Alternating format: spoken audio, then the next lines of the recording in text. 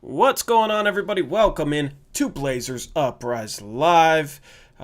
Tonight, let me fix my webcam. I didn't even realize that. All right, now I'm centered. For all you people with OCD, I just saved your life there. Anyway, on the docket for tonight's stream, we got picks against the spread. This is either the second to last night that we do picks against the spread, or it's if we do picks against the spread during tomorrow's post game stream, then we probably won't. I don't know how many spreads will be live. I would like to, but we'll do picks against the spread. It's getting down to the wire. I'll have to go over the records. I forgot to do that graphic. Anyway, we also got playoff scenarios we'll go over. We'll talk about Dame Skip Bayless' tweet. We'll do some film study from the Philadelphia game. Eric has some clips for us to look at. And then we'll preview the Blazers and Mavericks game. And as always, we'll take your questions and respond to chat. So that is what we have for the stream tonight. So anyway, let's hop straight into picks against the spread. First off, Eric, what are our records? So you have taken a commanding 3-game lead at 201 and 182. You went 5-1 on Saturday.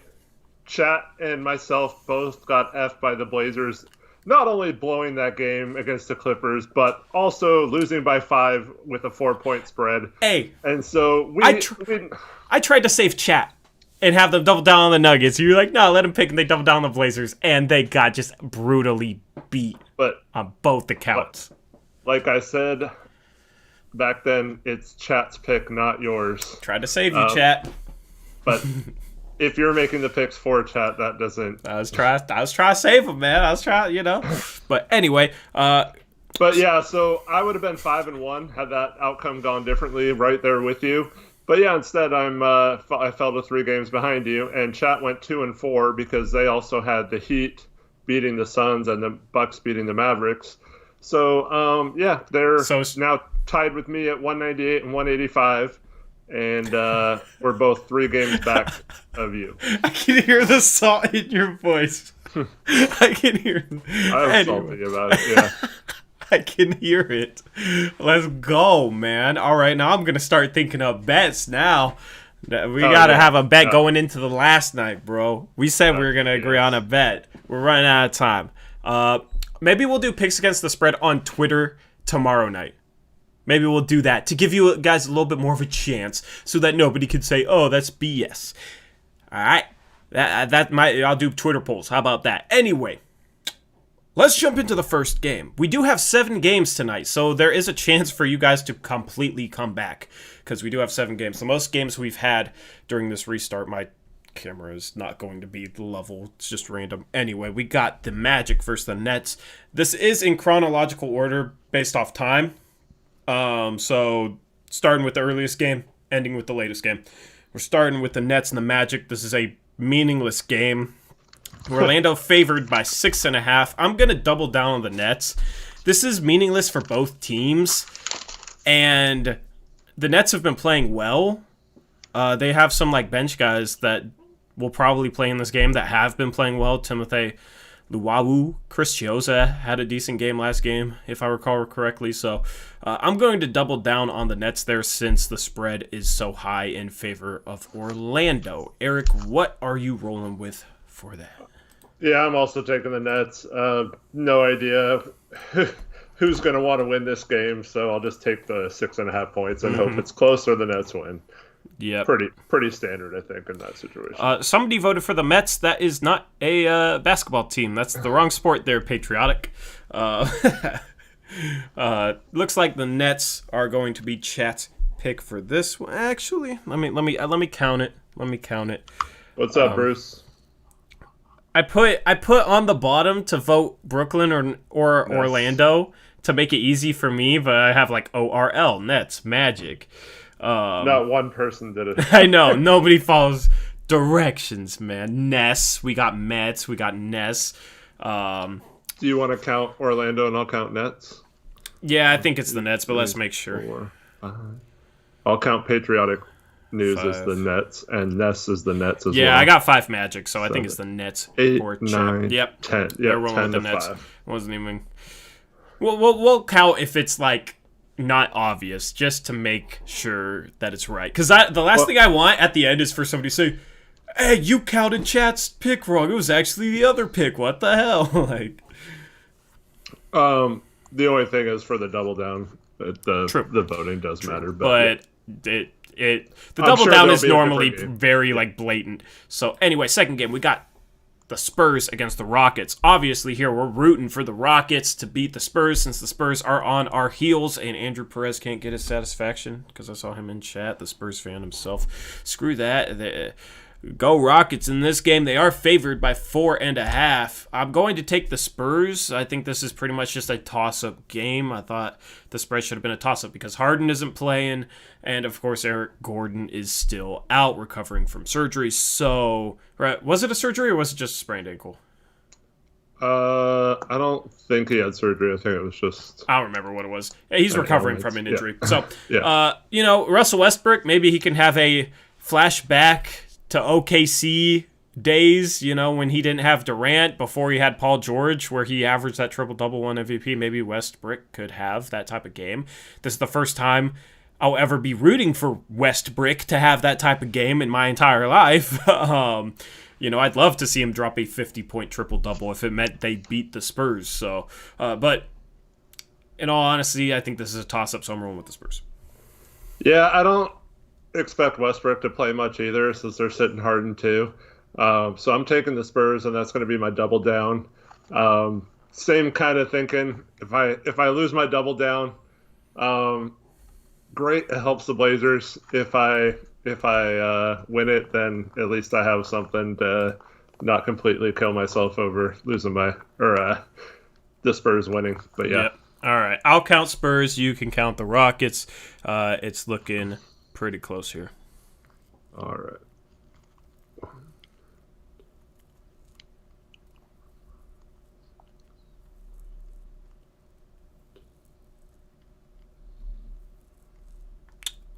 Please only vote once, Hazard. Do not spam your picks, or I will give you a 5-minute ban until we're done with this. Don't vote more than once. I got 9 for Spurs. Perez did it too. Yeah. I have 10 Rockets. Leo just came in with a 10th Spurs. I think he had already voted. You guys voting twice just messed this up, by the way. Leo, you know better too, man. You know better, Leo. Come on, man. I think he was saying that San Antonio won, but I don't think they did. Well, Scalabrine came in there to tie it. So it looks like this one's a tie, as far as I can tell. I'll recount the Spurs. You guys... Here, I'll count the Spurs and you count the Rockets. Sounds good. All right. This is the easiest way for us to do it. So, Rockets.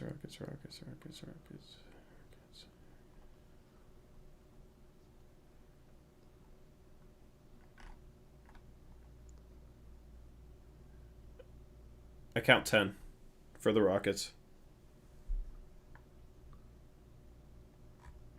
I have 12 for the Spurs. All right, the Spurs it is for chat.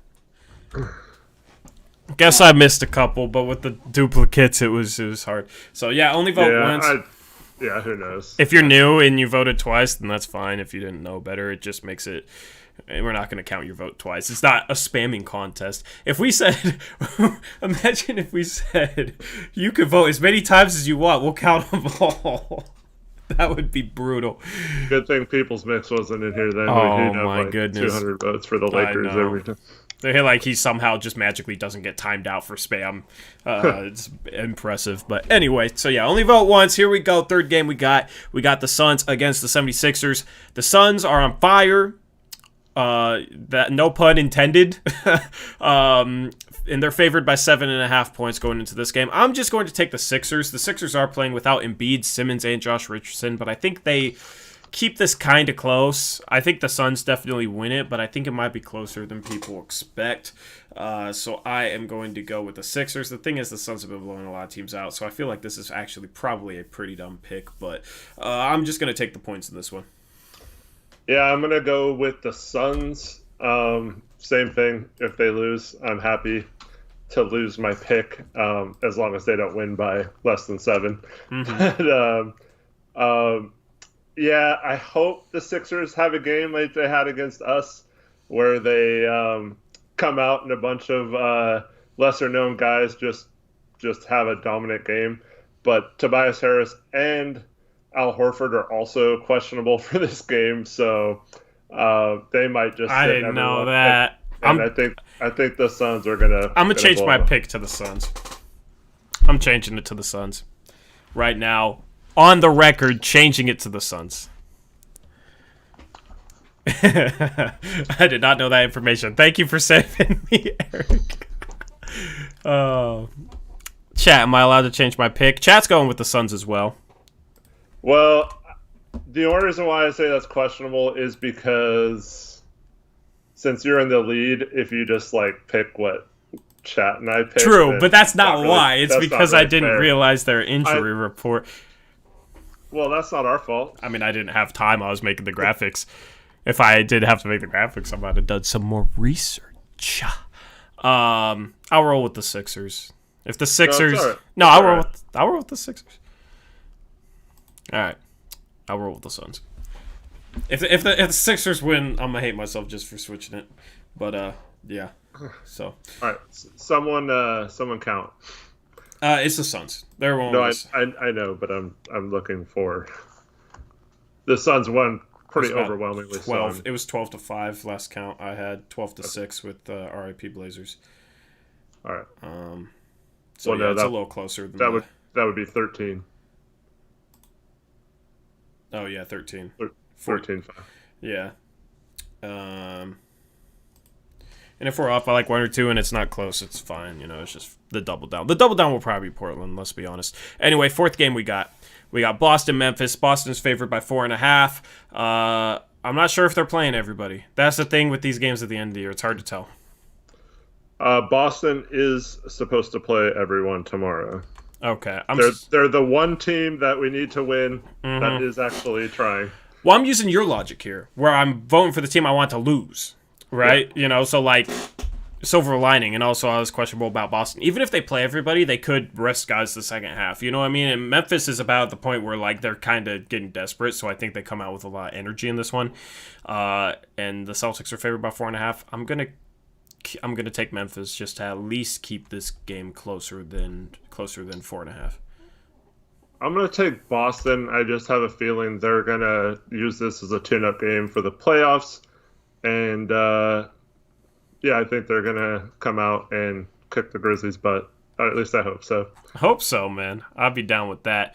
Chat is rolling hard for Boston. Yeah, this might be the double down unless the Blazers get all...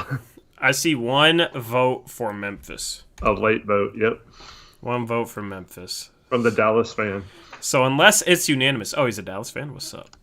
Which he'll vote for Dallas in the Portland-Dallas game, too, so he might be the only vote there. Speaking of that game, that's what we got next. It's an even. It's a pick'em. So pick whoever you think is going to win the game. These are the easiest to pick. I am going to use that same logic I used for the Memphis game, and I'm going to go with the Dallas Mavericks. Of course you are. It's your logic. Right. It's your logic. If the Blazers lose and fall out of the playoffs, the consolation will be I'll probably win picks against the spread because I assume chat will probably double down for Portland. Unless the Dallas guy comes in there. We'll have to... Nope, we got a couple Mavs already. So we got a couple Mavs. All right. To Boston, yeah. All right. Surprising. So... Yeah, I mean, honestly, with how the Blazers have played the last 3 games, if I'm going to remove all bias, I don't have confidence in them going into this game against Luka and Porzingis. They've struggled against Luka so far this season, and the last 3 games, and we'll talk about this a little later on, but the last 3 games, Portland has struggled with far more mediocre lineups than what they're going to see against Dallas. So...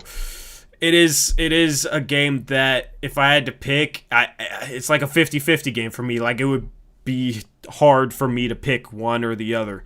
So I'm going to go with Dallas, and that'll be my consolation prize with your logic. And we'll get into more of this, like you said, but I have a feeling Portland, after playing 2 teams where they were missing guys and we were expected to win by a lot, and then we get up by a lot in the first half and then blow the lead and then just fall apart completely. I have a feeling that playing a better team is going to bring the intensity level up, and Portland usually plays up or down to their competition.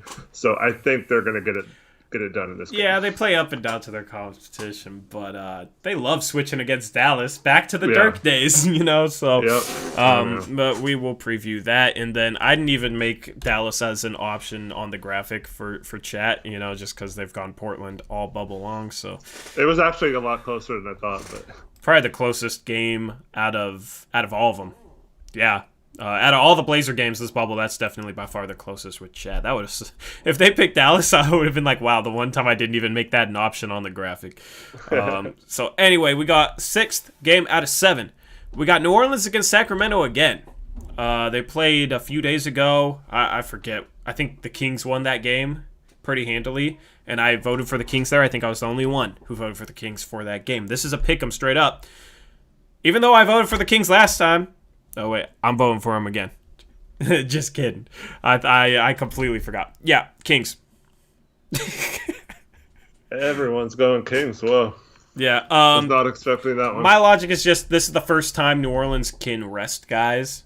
You know what I mean? This is like the first time they can really rest guys, so I don't expect Zion to play. I don't expect, like, Brandon Ingram. I assume they'll rest him. The Kings, it's kind of the same logic for the Kings, but I just I don't know. I like it more for the Kings. Yeah, I thought about that. I think New Orleans just going to be completely checked out. But I like some of their young guys who are going to play in this game, maybe show something, treat it like a summer league type game with Nikhil and Jackson Hayes and those type of guys could have a coming out party in this game. Kind of like the game against the Kings for the Blazers last year where we played all our rookies and stuff, the whole game. Yeah. And so I just had a feeling that Sacramento will have also checked out, and they're just this is just gonna be a game of who sucks less, basically. Yeah, this game is completely meaningless for both teams. Two eliminated teams here. This was definitely one of the hardest games of the whole bubble to pick. Because it's just so meaningless. It's it's basically going to come down to who cares more about a game that nobody cares about. So yeah, definitely hard to pick. As you can tell, I forgot what I even picked for this one because this game was hard to pick. So anyway, that is chat's going with the Kings, unless a bunch of people voted Pelicans last minute. Nope. All right, they're going with the Kings. And last game, we got, I don't know why I played that graphic, but we got what, transition from a game that has nothing to do. That's fun. I wanted to do transitions for this game, but you haven't had seven games to transition with for a while. I know. I forgot how to even do those transitions, or forgot how to even set them up because I was thinking about doing it. But yeah, we got the Wizards and the Bucks. I don't think Giannis is playing. Is he playing? I don't know. He might not. If he does, he might only play 15 minutes. Same thing goes for the rest of their starters. This is just that type of year where you can't easily predict or bet on games just because you have no idea how many minutes good guys will play. So the Wizards will probably play a lot of their good guys since they've basically just treated this as like a developmental opportunity anyway. So given the fact that Milwaukee is favored by 7.5 points, I'm going to take the Wizards in this game. Yeah, I thought about that too, but even if the Bucks play their third string, I still think they're better than the Wizards. Yeah, see, that was the thought. So I'm going to take the Bucks and just, yeah. I mean, if they play Rui and Thomas Bryant and Troy Brown's been playing well, Jerome Robinson has been playing well too. Shout out to Tanner Butler. Only the mock off-season participants will know what I'm talking about with that one, and probably half of them forgot. But yeah, so it's interesting. It's like Bucks third stringers versus Wizards first stringers or potential second stringers. I don't know. It's really hard to pick these games. So looks like chat is going with the Bucks with the points. Yep. So, alrighty, I will put all these picks in a graphic, and I will post it on Twitter so you guys can keep track of the picks. I should have start doing that earlier this season, but I didn't really think about it. So that'll be like a cool way where you guys can keep track of the picks. I will post it on my Twitter. If it's buried beneath a bunch of Blazer tweets, you could probably just go to my media tab and it should be at the top of that. If you don't follow me, at Tory Jones YT on Twitter, at HoopsJock for Eric. I should put the Twitter tags down there, but yeah, at Tory Jones YT. And let me just put the overlay up for you guys. There's our Twitters. There's our names. Yeah, so follow me and follow Eric. Next thing we got. Let me look at. I don't have like notes in front of me. Let me go to my tweet because that's literally what I'm going off of. Playoff scenarios, right? So there was one important game today. It was the Suns game, and the Suns won. So now the Spurs, the Blazers, the Grizzlies, and the Suns all have 2 games left, which makes it a little bit easier to kind of see what the standings are going into this. So let me pull up the standings. Let me put it over Eric's face. Let me put it up there for you guys. These are the standings going into the final 2 games for these teams. You got Memphis half game ahead of Portland, and Portland a half game ahead of Phoenix and San Antonio. So basically, if Portland wins one more game than Memphis over these final 2, they pass Memphis. So if they go 1-1 and Memphis goes 0-2, or if Portland goes 2-0 and Memphis goes 1-1, Portland passes Memphis.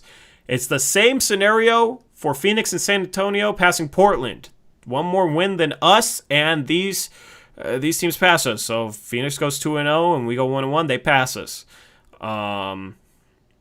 Same thing for San Antonio. Now, where it gets messy is if Phoenix goes, 2-0 and Memphis goes 1-1. Because that would mean they tie, right? That doesn't really affect us. You know what I mean? That doesn't really, we can't tie with any of these teams.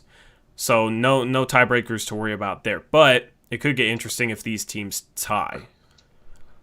But I think, no, they'll finish tied. Yeah. Yeah. But in that case, it won't affect our positioning. So I don't really care about that. You know what I mean? Yeah. So, it could be a situation where Phoenix could actually get the 8th seed and we could be playing against Phoenix as the 9th seed. Same thing for San Antonio. If either of these teams go 2-0, and if Memphis goes 0-2 and we go 1-1, whichever one of these teams went 2-0 would be the 8th seed. Unless they both went 2-0, then things would get messy, right? So let's say Phoenix goes 2-0, San Antonio goes 1-1, we go 1-1, Memphis goes 0-2. We would be the 9th seed, Phoenix would be the 8th seed. So that is a possibility. I heard on Blazers Outsiders them say, Phoenix can't get the 8th seed yesterday. That's false. Phoenix can get the 8th seed. Any of these teams can get the 8th seed. And we'd have to beat the hottest team in the bubble twice just to make the playoffs. Yeah, see, they've had a lot of luck on their side too, though. They've had a lot of Can't really say that when they're. I mean, they were down 15 to OKC today, and OKC was playing third stringers. You know what I mean? They came back and won by 20-something, but OKC was playing just their end of the bench guys. And there's been multiple games like that for Phoenix. Yeah, we had multiple games like that. True. And we couldn't do it either. But see, that's just us playing bad. You know what I mean? So I don't think it's yes, Phoenix is 6-0 in the bubble, but it's not like they went 6-0 and beat all playoff teams or all teams that were healthy. You know what I mean? They've had some luck on their side. So yes, they're hot. Yes, they're playing well, but I don't think they're some amazing team all of a sudden, if that makes sense. So I do think we would have a chance of beating Phoenix twice. But regardless, let's look at the games we got tomorrow. We got Phoenix against Philadelphia. In Philadelphia, see, this is that Phoenix luck. Philadelphia is not playing Simmons, Embiid, or Richardson, right? We got them pretty much without Embiid and Simmons, but we had Josh Richardson drop 34 on us. This is what I try to tell everyone when the schedules come out. There's going to be so many teams not caring about games and sitting guys and doing stuff that the scarier teams are the ones that are actually having to win to make the playoffs. And we're seeing that play out for the most part. And the team with the easiest schedule of them all, crap the bed. Mm-hmm. Yep. They're all good old New Orleans. But Well, another thing to note, San Antonio does not have the tiebreaker with Phoenix or Memphis because they have the lower winning percentage. See, they're tied with Phoenix here, but they have the lower winning percentage because they've played 2 fewer games. It was kind of the same situation between us and New Orleans. So San Antonio does not have the tiebreaker. So they could go 2-0 and still not make it. If Memphis goes 1-1, we go 2-0. San Antonio would be on the outside looking in because they'd be tied with Memphis and wouldn't get the tiebreaker. So it's going to be a lot harder for San Antonio. I don't know who has the tiebreaker between Phoenix and Memphis. I think we determined that, but I forget.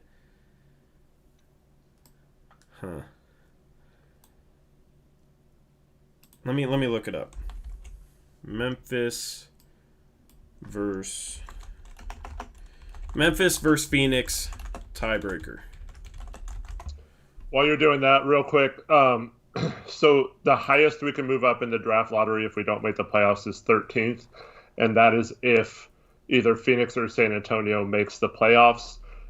Even if one of those 2 teams makes the play-in game and we don't, and then they lose the play-in game, they would revert back to below us in the standings. That's just how the NBA deemed it. So the best we can do is 13th in the standings, and then the worst though is 16th because we can't catch Brooklyn record wise. So we're likely either going to get 13th or 14th or 16th if we make the playoffs. Yep. And the only way that would change is if we got super lucky and moved up from 13 or 14 in the lottery, which probably won't happen, but there is a small chance.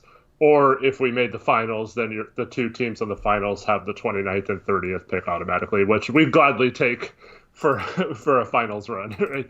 Yeah. So those would be the only scenarios where we wouldn't be somewhere between 13 and 16 with our draft picks. Yeah, not even, if we miss the playing game, I'll be rooting for whatever team is playing Memphis, or just because we could gain a spot. But that's not the main. It's focus. Such like a that's just kind of not even a cool end of season thing. Yep. So it sucks. And then watch 14 move up to 1 or something. I know. And Phoenix gets Anthony Edwards or somebody to pair with Devin Booker. Well, yeah. Phoenix couldn't be 14. It would have to be Memphis. Okay. I don't know. Memphis gets Anthony Edwards to pair with Ja and. Oh yeah, that would be a perfect fit for him. Anyway, because is their pick unprotected? So Celtics. I think the Celtics get it. So the Celtics are probably rooting against Memphis here. Yeah. Yeah, the Celtics do get Memphis pick, which sucks for the Celtics because Memphis was bad up until this year. So they probably thought that pick was going to be a lot better. In hindsight, they should have traded it. But Memphis has a tiebreaker over Phoenix and San Antonio. Okay? So if Memphis goes 1-1, they'll be in the playing game. Right? Because if Phoenix or San Antonio goes 2-0, they tie Memphis. Memphis has a tiebreaker. So Memphis only has to win one of their final 2 games to be in the play-in as the 8th or the 9th seed. If Portland wins out, Memphis would also have to win out to get 8th. But all they have to do is go 1-1 to get 9th. So... Real quick, so Destrom says, can you do calculations if the 2 teams below us went 2-0 and the Blazers went 1-1? And the Grizzlies went 0-2, it would be Phoenix and San Antonio in the play-in game. Portland and Memphis would be out, which would be crazy, but that's a likely scenario. It could happen. Yeah. Definitely not likely. But that is a real possibility. Well, us going 1-1 there's a good chance of that. Memphis going 0-2 is possible. Portland and Phoenix and San Antonio going 2-0 is also possible. So yeah, that's 8 games having to go exactly the right way, though. Yeah. So if any one of those 8 games goes differently, then that can't happen. So that's why I don't think it is likely. I guess Portland, you could flip flop Brooklyn and Dallas, whoever we won and lost to, but still. So yeah, there is a chance that we could have clinched a play-in by tomorrow night. If Phoenix and San Antonio play before us, Phoenix plays Philadelphia, San Antonio plays Houston. If both of them lose, then we clinch a play-in tomorrow with a win. Okay? because they would be 0-1. We'd be 1-0 over these final 2 games. The best they could do is go 1-1 and us go 1-1. If that makes sense. That's the easiest way to put it. And in that case, we'd still be ahead of them. So if Phoenix and San Antonio loses tomorrow and we win, we clinch a play-in. If Phoenix and San Antonio loses tomorrow, then we just have to win one of our final 2 games to be in the play-in. So even if we lost, we just have to beat Brooklyn and we'd be in the play-in. So yeah, the only thing that could be like clinched or determined is 9th tomorrow if Phoenix and San Antonio loses and Portland wins. But the thing is, if Memphis... No, because Memphis has the tiebreaker. So Memphis also clinches if Phoenix and San Antonio loses tomorrow. No matter what they do. Memphis, if they have Phoenix and San Antonio lose, they will have clinched a play-in. So that would be nice. So nice to come down to the last game just wondering if we're going to be the 8th or 9th seed instead of whether we're actually in the play-in. But, yeah. And then Memphis beats Milwaukee by like 5 because Milwaukee rests everybody and we're just super triggered. That's how I see that going. But so we'll get to this later, but the Mavs rested both starters tonight because they play a back-to-back. And the second night of a back-to-back is technically a nationally televised game. And the NBA has directed teams that if they're going to sit players, that they recommend doing it in the first night or the night where you're not on prime time in back-to-back situations. Otherwise, you face like fines and other stuff. So the Mavs simply did that because we're on prime time tomorrow. Yeah, we get screwed for being on national TV. We don't get on national TV enough, but then we get screwed when we are. So I wonder if they'll like rest them in the second half because they're allowed to do that, right? The NBA can't say, "Oh, you have to play them a certain amount of minutes." Yeah, I'm not expecting either of them to play more than like 20 minutes at the most. So. Yeah. So I mean, let's preview this game right now, and we'll talk about the other stuff. We'll do the film study and talk about Dame Skip Bayless diss after. So yeah, going into this game tomorrow, Portland. There is no reason Portland should lose this game. Dallas, even at full strength, is not that good of a team. They're 43-30. They're the 7th seed in the West. If we're serious about making some sort of playoff run, this is the type of game against the 7th seed that we have to win if we think we have any chance against the top seed in the West, which is the Lakers. So, especially when you consider that Dallas has nothing to play for, especially when you consider they're probably not going to play their main guys a ton, there is absolutely no excuse for Portland to lose this game. The thing is, if they do lose this game, it is likely that they don't make the play-in. I think Portland needs to win their last 2 games in order to make the play-in. Because I think Memphis goes 1-1, right? They're playing 2 teams that are tough, but both teams don't really have anything to play for. That's Boston and Milwaukee, right? So I expect Memphis to go 1-1. I expect one of Phoenix or San Antonio to go 2-0. One of them. Phoenix has an easy game tomorrow. San Antonio plays the Rockets without Harden. I forget who San Antonio plays last. Let me check. Last game, San Antonio plays Utah, which Utah has kind of been resting guys here and there, but they might be playing for seeding purposes in that game. And Phoenix's last game is against Dallas, who in that game, they're not going to be playing for anything. So I expect one of Phoenix or San Antonio to go 2-0. Basically, it just boils down to it's unlikely Portland makes this play-in if they lose tomorrow. So this is a must-win game for Portland. Okay? Must-win game for Portland. Meaningless game for Dallas. Dallas is probably going to rest some of their guys. Other guys are playing on the second night of a back-to-back. The guys who did play tonight. There is absolutely zero excuse for Portland to lose this game. But the Blazers this year have been a team that have lost games that should be a lot more important to them than the other team. I mean, just look at that Clipper game. And with the way Portland has played the last 3 games, I just don't have a ton of confidence in them. I don't. Like, their defense has been terrible. They have struggled against bench lineups the last 3 games. Portland starters have struggled against bench lineups the last 3 games. You look at Denver. They weren't playing with Jokic. They were playing with, like, Plumlee and PJ Dozier and and a bench lineup. And they almost won that game. Look at the Clippers. We lost to Rodney McGruder and Terrence Mann and JaMychal Green and a lineup like that. You look at Philadelphia, right? Yeah, they were playing Josh Richardson down the stretch, but they were without Simmons and Embiid. We were struggling to contain like Alec Burks. So even if it ends up where you have Dallas resting guys in the second half, it's tough to have confidence in this team. You know what I mean? Like, I could easily see us coming out with a ton of energy because this game means a lot, getting up 10, and then having one of those patented third quarter lulls where Dallas ends up taking the lead. That's what I think happens tomorrow. Yeah, I'm really worried about Dallas taking this game seriously. Because if they do, we might be in trouble. We don't have anyone really to guard Luka very well. And we see what he did to like a guy like Giannis. What's he going to do to our team, you know? And then they have shooters like at every position, like Kleber, Porzingis, Curry. Obviously, their wings can all shoot. They played Michael Kidd-Gilchrist a few minutes last game. He can't shoot at all. You can just leave him open on the three-point line, but they don't really play him much. But if he plays in this game, they better not like try to guard him like he's Steph Curry or something. Yeah. Which I could totally see happening and like making me really mad, like not going under picks against him or I mean, or switching. Yeah, but switching. We gotta talk about that. I don't want Nurkic to have to consistently guard Luka Doncic. I don't want Porzingis just shooting over Dame all game long.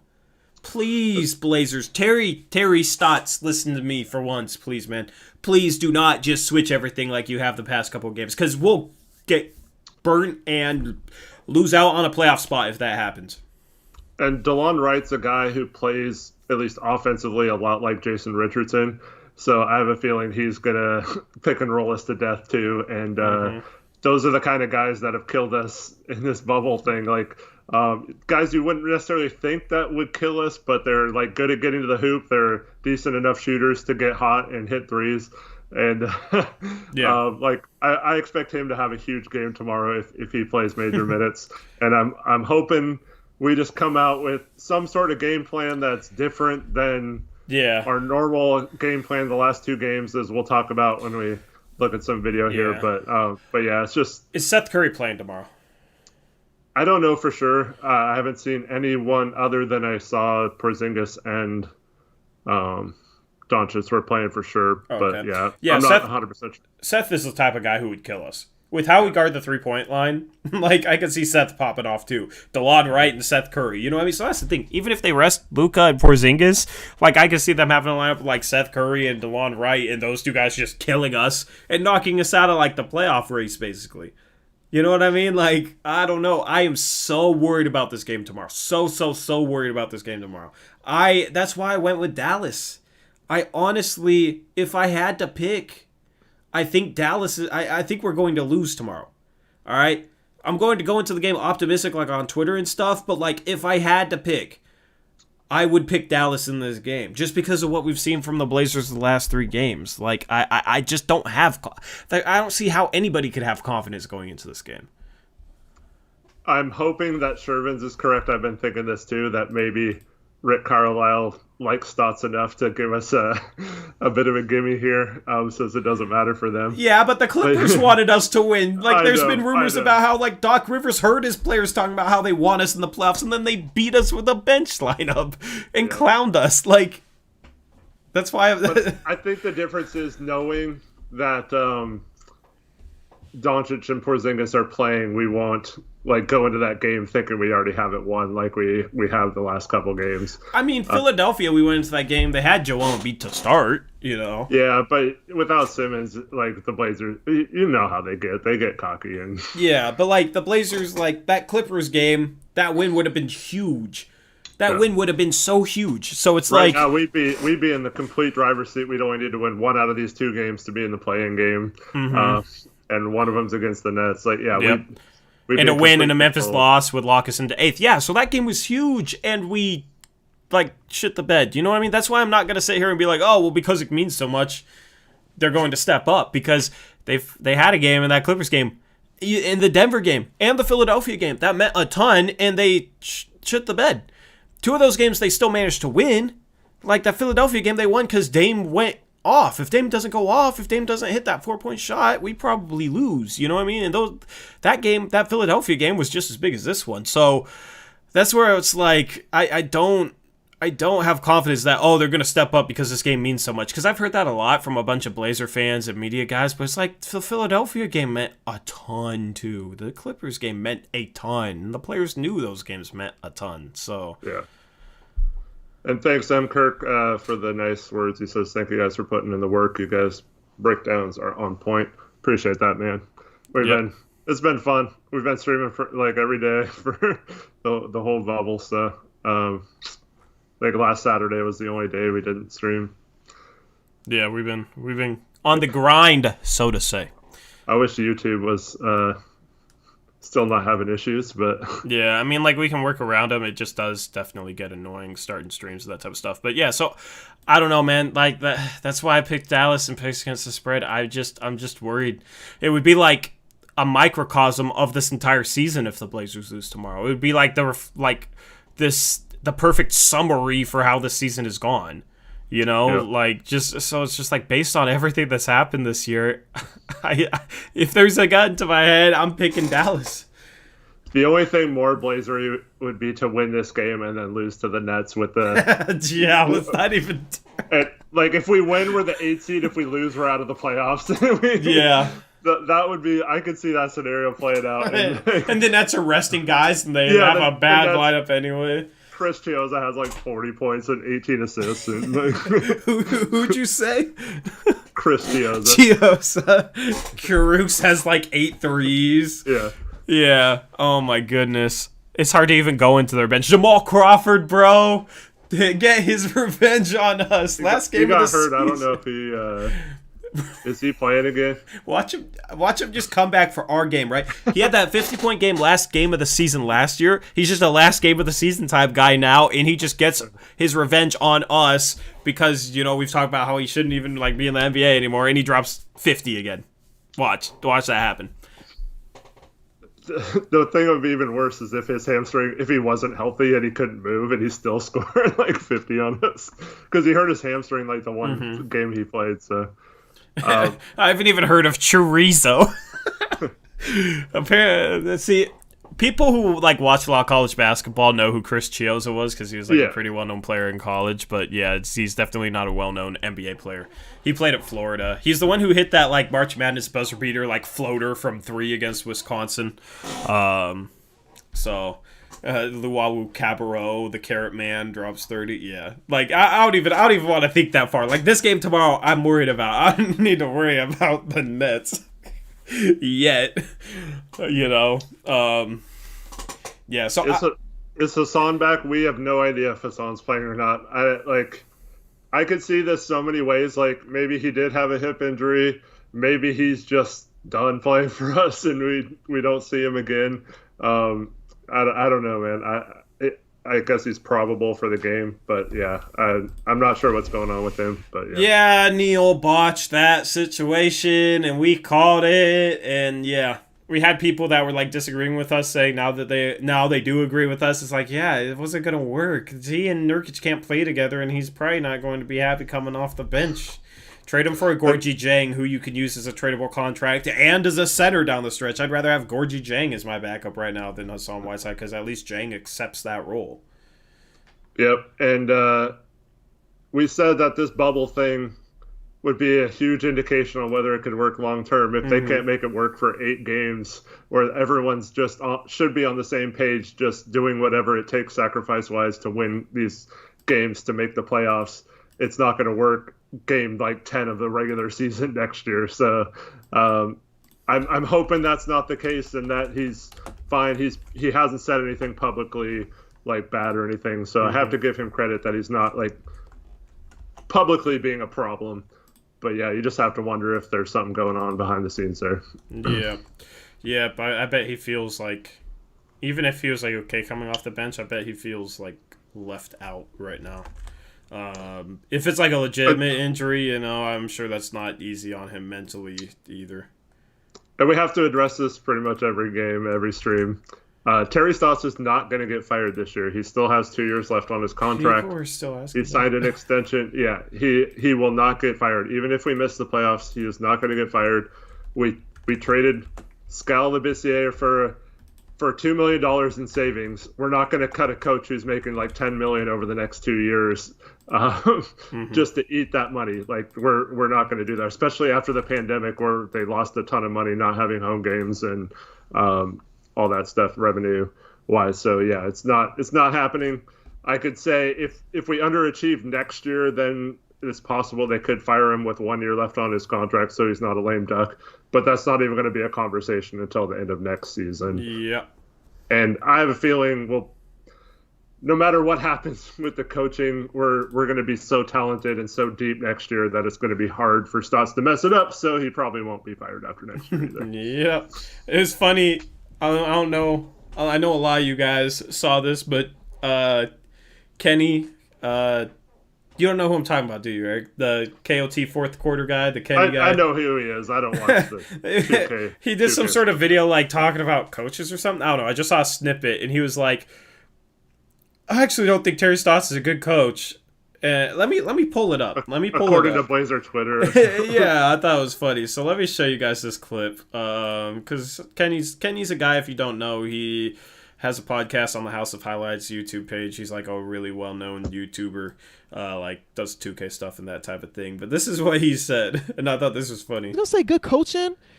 I think Terry Stotts is not a great coach. I think the average person would look at Terry Stotts and just assume he's a good coach because he's been coaching for a long time on the same roster, and they've been relatively good for about a decade now. But if you look deep inside, like Blazers Twitter, they are infuriated with Terry Stotts. So I want to not check that. If you look deep inside Blazers Twitter, they're infuriated. He found our tweets or something, bro. I swear. Like, he must have gotten a vortex over the weekend of Blazer Twitter. And it's just me like, I effing hate Terry Stotts. The funny part, though, is like a lot of guys like Trevin are like sarcastic about it. So like if you were just looking from the outside, like it kind of fools people, and they're like, "Oh yeah, Stotts is a great coach. Look at this tweet." Like, yeah. So I mean, where is Trevin? I don't know. This is the first stream. I don't know where he went, man. This is the first stream he's missed in a while. He just broke a streak. So, but yeah, I thought that was funny. Because, like, I wondered, like, what does Blazers Twitter actually seem like? Because I feel like 80% of it just seems positive. Because, like, all the big Twitter accounts are just, oh, positivity, like, let's just be positive. Speaking of that, multiple people asked me about this, so I'll address it, right? Multiple people asked me if I was beefing with True Blazer fan because of what I tweeted at him today.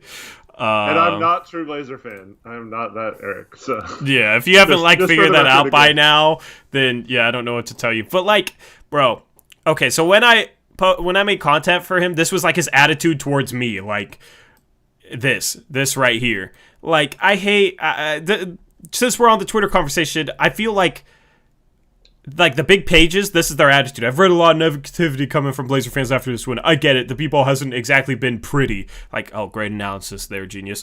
But we're 4-2 in the bubble and still in this. Let's appreciate watching the poetry that is Lillard and enjoy the ride. Or complain. Like, shut up. Like, I hate Twitter accounts that, like, complain about negativity and try and preach positivity while also bitching about fans. Like, bro, if you're not for the negativity, then quit being negative towards fans. Like, that's hypocritical to me. So I said to him, you're constantly bitching about fans. Why don't you take your own thoughts on negativity and apply it to yourself? And I also quote tweeted and said, shut up. It's just like, bro, like, that's how I feel about it. So I tweet it, you know what I mean? Like, I don't care. Like, I don't talk to the guy anymore. I haven't talked to the guy in months.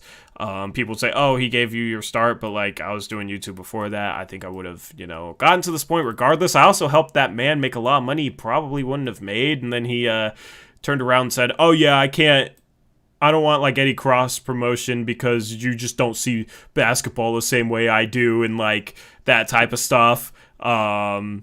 So yeah, so I'm not like cool with True Blazer fan. Like I don't have anything against him personally. I just hate when he goes on Twitter and like mocks Blazer fans who have any sort of criticism, because he said stuff like so many Blazer fans crying like babies and like stuff like that, and it's just like, oh god. So anyway, I don't know. What do you think, Eric? I thought it was. I wasn't expecting you to just be that blunt about it. Shut up. But you're right. Yeah, it's like, you often talk about that, like the I forget your word you used to use all the time, but like the people with like that holier than thou attitude, like, I'm a better Blazer fan because I'm not negative, and then they're like criticize the people who are negative. It's like you're doing the same thing. Like that's being critical and it's like, just super self-righteous. Yeah, righteous is that's what your word is. Self-righteous. Yep. Yeah. So hashtag unsubscribe to True Blazer fan. Hey, yeah. Hashtag unsubscribe to True Blazer fan, because that man cares a lot about his numbers. Let me just say that.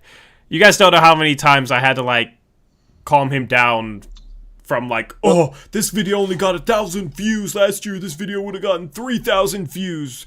What's the point of even doing this? Like that type of stuff. You guys don't even know. Well, he hasn't really been tweeting much lately or this year. I felt like he kind of went away. Yeah. I mean, he's still doing his... Then he just comes back to say stuff like that, you know? Yeah. It's ridiculous. It's ridiculous. And he has 3,000 followers. I mean, I should go out and follow as many people as he does. I guess I could have 3,000 followers. Maybe I should just buy into that. I don't know. But yeah. And then, speaking of comments, so we still have the Mellow lovers and the Dame haters all up in our comments. Yeah. I mean, our comment section has been a bit interesting lately, man. Interesting to say the least. Like, there's some people that like you engage with Eric, and I'm just like, man, you can't even have a conversation with this guy. No. Why engage? You know what I mean? So like, well, I mean, I know he's not in the stream right now, but that Blockboy guy was a guy who was like that on Twitter. Before the bubble thing started. Like, how could you say a bad thing about Carmelo? He's the best player of all time and the best defensive player ever and all that stuff.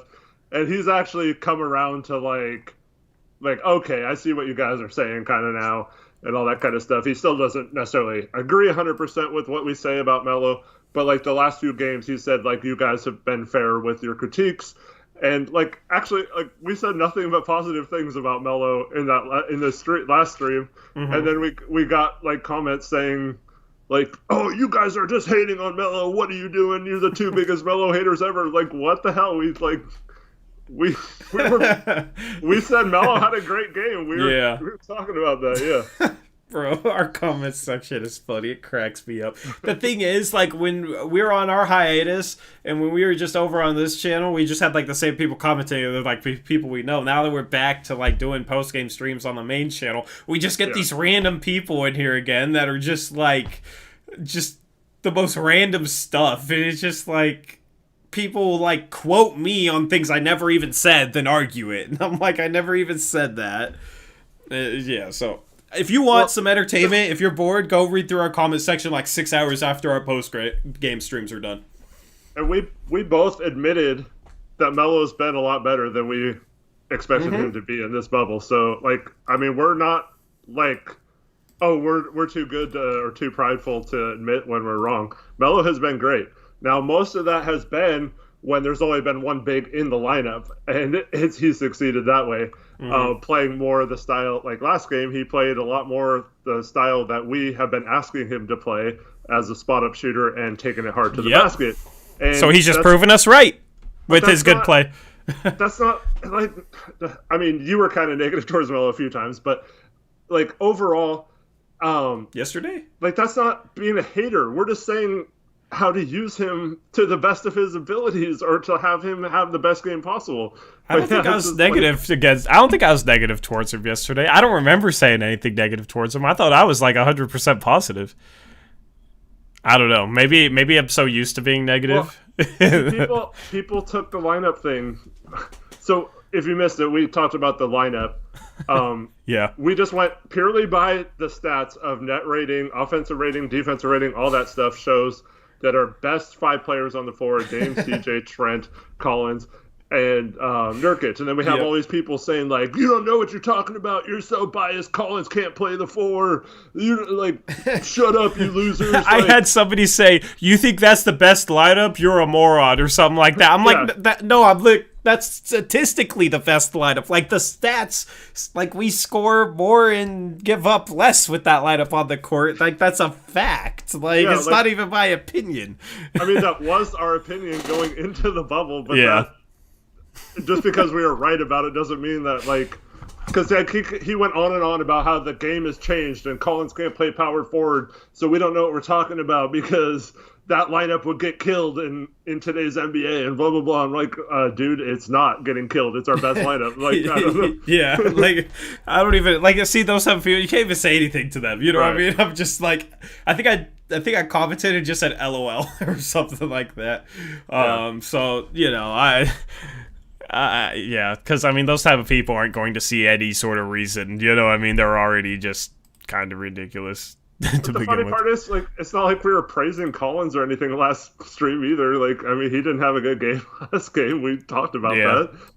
It's just funny, like, why do people? And then the other guy is like, we have this guy that keeps telling us we have an agenda towards Dame, and that we're just trying to prop Dame up and like all this stuff. It's like, dude, yeah, he's our best player. He's the best player maybe in the history of the franchise. Yes, we're gonna think he's good and say good things about him. Sorry, like I don't feel like if you're expecting like people to hate on Dame, like I don't understand that. Like he had 51 points, and we're supposed to come on here and say like, oh, Dame sucks. Like why we shouldn't even play him. Why was he even in the game? We should have played Jalen Adams over Dame. He sucks. Good old Jalen Adams. I got to respond to something in chat. Hazard David 96, a.k.a. the Mavericks fan, says, come on, the Blazers are losing tomorrow. Eric Torrey, admit it. I will sub if you do. Okay, one. I already There's another example. I already said if I had to pick, I think the Mavericks are going to win. But 2, I'm not going to sell out for you to sub to me and say something just to get you to sub, bro. Like, I don't sub then. Oh my god, people don't listen. Oh shoot, man, that's funny as hell. He also spelled my name wrong. I had it on the screen. I just took it off, but it's right there on this. This happens all the time, bro. I don't understand how this happens. I will see my name spelled like 4 different ways in chat, and this will be up, and I'm just like, hey, this is my name. That's how you spell it correctly, okay? I didn't misspell it. I know how to spell my name. That's how you spell it. And I'll see T-O-R-I or T-O-R-R-E-Y or T-O-R-Y. I'm just like, oh my god, man. Like, what do I have to do? I have it there on the screen. It's right here. It's right here, man. Oh my goodness. Yeah, now you guys are just going to spell it wrong constantly. Oh my god. Torreiyy. Hey, my name. This is how you actually spell my full name right here. Right there. Hey, Michael. That was a cool link, but we talked about that a lot over the weekend. Paul George, especially the post game of the Blazers Clippers game. So if you want our thoughts on that, go check that out. But yeah. I completely agree with you. Paul George should not be talking to Dame. Dame's a better player. He went off about, I'm a surgery survivor. Oh, did you see, I don't know what his name is, but did you see him, like, that guy on ESPN, I think Amin or whatever his name is, you know, just mocking Paul George for that Instagram stuff. If you guys haven't seen that, you have to watch it. I was dying, bro, because it was so on point and so funny. Oh my god. PG was ranting on Twitter about how he was a surgery survivor and nobody could make it through the surgeries he's been through and like all this stuff, and it's like, man, shut the hell up, bro. Oh, that was funny. He's just a clown, bro. Like, he is like, in my mind, he's like the second like coming of Kevin Durant in terms of like his like how he is. Like he has like Kevin Durant syndrome. All right, he is the second player in NBA history to be diagnosed with Kevin Durant syndrome. First, you had Kevin Durant himself that invented it with the way he acted, and now Paul George has caught KD syndrome. The rants on social media that are just absolutely ridiculous, the passive aggressiveness, the all that. Durant had a pretty funny tweet that I hate Durant, but some guy like told him like to stop like following his girl or something on Twitter or something. I forgot what it was, but he went and like followed her and liked every single one of her pictures. Yo, I saw that. And then he was like, "I liked all her pictures, bro." Like, I wish he just needs to be more like that. Not only like, am I gonna follow her and talk to her, but I'm now gonna like go over the top and make sure like she knows about it. Yep. Oh my god! And then the other guy was like, she blocked KD." Like, yeah, like you went on her account and blocked him probably. Probably. Hopefully he has her. Sorry for accidentally doing that. Yeah. Hopefully that guy has hopefully his girl likes him enough to turn down KD for him. Yeah. Hopefully that's not. tough. That guy deserves it. But see, if KD was like that, a lot more people would like him. Like, think that type of stuff is funny. Like, he just needs to relax. That's the thing. And Paul George, I think, might have a worse case of it than KD, because Paul George is just yikes. So well, yeah, because Durant was like, oh, don't criticize me, don't like. Yeah. Well, that's kind of like how PG was with the whole like making excuses for his injuries and surgeries. Like, it was just like one giant excuse against the criticism of his play. You know what I mean? So that's why it was like KD. So like PG's sensitive. You could tell PG's sensitive, man. It's funny. Which is weird because he was well liked when he came into the league and did that stuff for the Pacers and like seemed pretty humble and seemed pretty like chill. You know what I mean? Kind of like KD was. Yeah. And then once he switched teams, once like, they left, yeah, it was the same thing for both of them. What's funny is KD left Westbrook and became like that, and Paul George left and came to Westbrook and became like that. That's what's funny about it. So, yeah, NBA players, man. I like that we got a real one. Yep. Multiple real ones. We got some real ones. So I like the guys on our team. You know what I mean? And Stotts' personality, I like his personality. You know what I mean? That's my biggest positive thing about Stotts is he has a good personality. But yeah, so anyway, I somebody DM me this picture. I don't know who they are in chat, but this is my whole entire attitude towards Blazers media. Shots being fired in my direction, I'm a fire back. That is my entire attitude towards everything. So if you call out negative, people being negative and blah, blah, blah, I'm a fire back. So that was my whole like type of response to True Blazer fan today. Like, I'm surprised that you were surprised that I was that blunt, to be honest. I wouldn't say surprised. I just thought you would not go there with him. But yeah.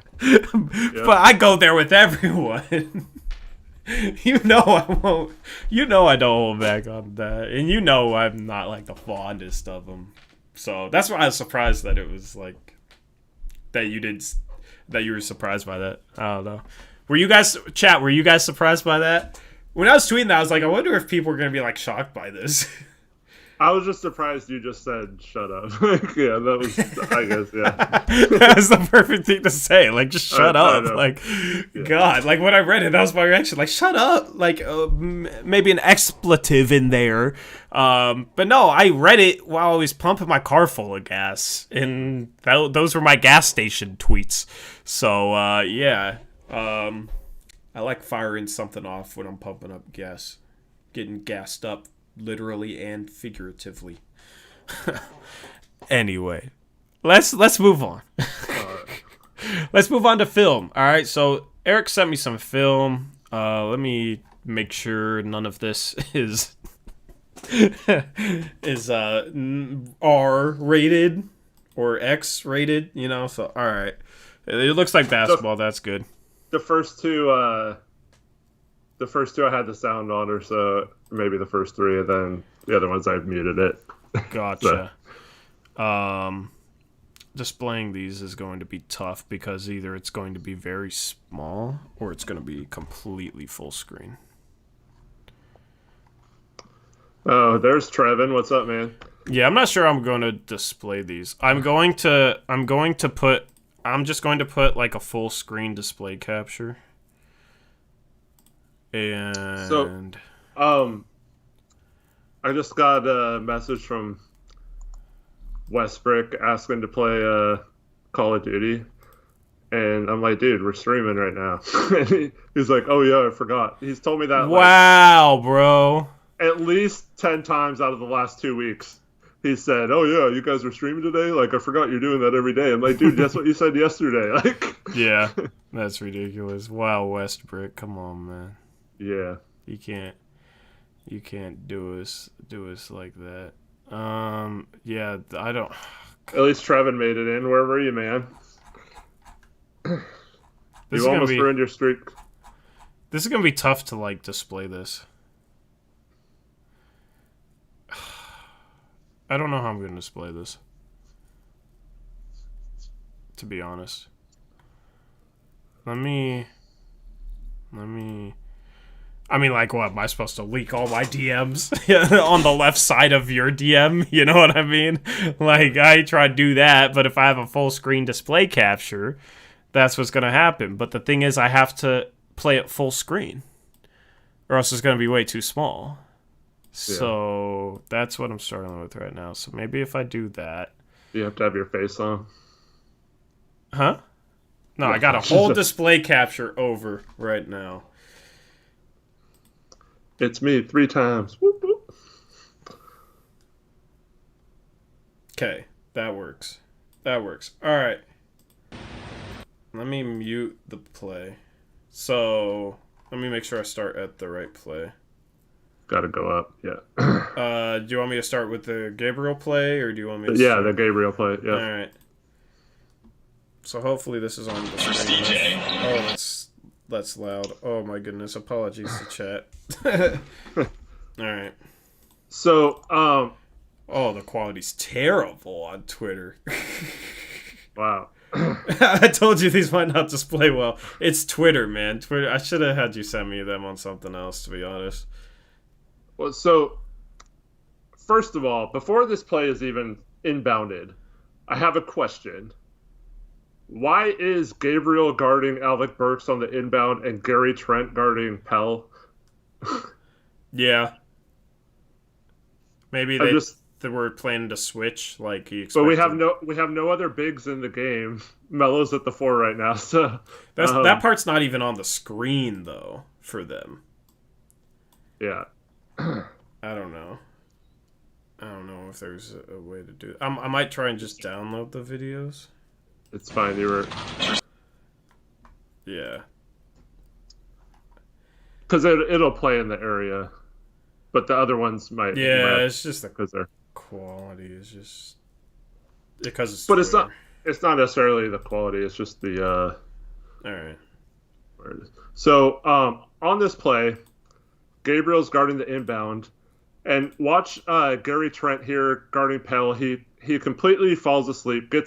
Dame runs into him, and they lose Pell, and Gabriel has to recover to guard Pell under the hoop here. Mm-hmm. So Gabriel luckily sees Pell going down the lane wide open, right? Yep. And I don't know what Dame and CJ are doing right now. Or Dame and Trent. Dame and Trent are doing. They both go out to the same guy, and Trent just completely falls asleep and doesn't realize that he's supposed to be guarding Pell. And then... so Gabriel makes a great play here to save the lay-in. Yeah, basically Gary thought switch and Dame didn't. Yeah. That's what happened there. So but just lack of communication. Yep, yep. And then so Gabriel goes and saves the dunker lay-in there. Phenomenal awareness right there. Yep. But then, so you have Dame and Trent right there. So Gabriel could have switched back if that was the plan. Gabriel could have switched back to Pell right there, and then Dame or CJ could have gone and taken Burks.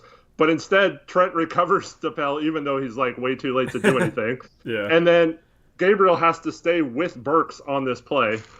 So if the design was to switch, we didn't do it. Like right there, Trent should have gone to Burks right there, and Gabriel should have gone back to there.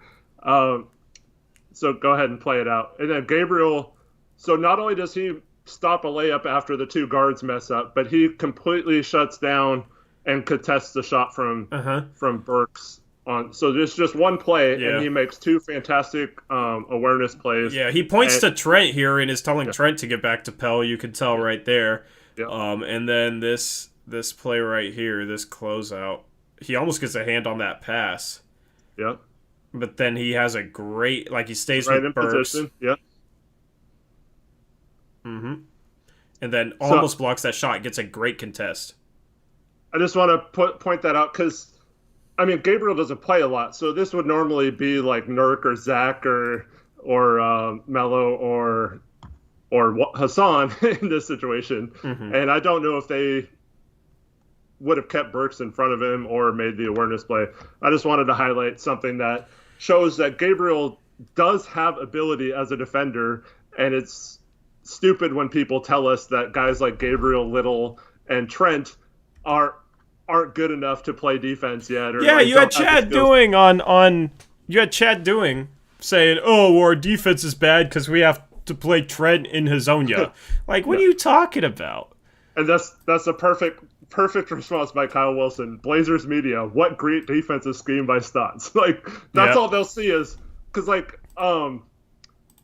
guys like 503, like he mentions like, oh well, we only gave up 19 points in the first quarter. We had to be doing something right on defense.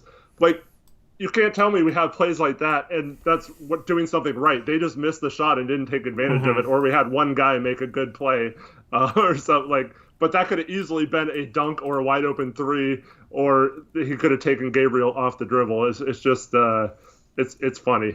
Yep. So I did get more of it on the screen, by the way. So I went back to find this play, and then I wanted to talk about our end of quarter, end of half, end of game situational like awareness and our lack of ability to finish quarters and stuff, and why that's a problem. But as I was going back to find a specific play, that Gabriel play, I noticed the next three videos, these are all three consecutive possessions by the Blazers defensively. One of them is only a couple seconds, but you get the gist of it. So on this first one, you have Gary Trent in great position, and Milton is 5 feet behind the line. Why do we switch that? Mm-hmm. Are you worried about Damian Lillard pulling up from 30 feet there? Like, there's no reason to switch. Just get through the pick, go under and get through it. You don't have to switch when he's 5 feet behind the 3-point line. Yeah. And he just gives up and doesn't even try to get through, and then we get a mismatch.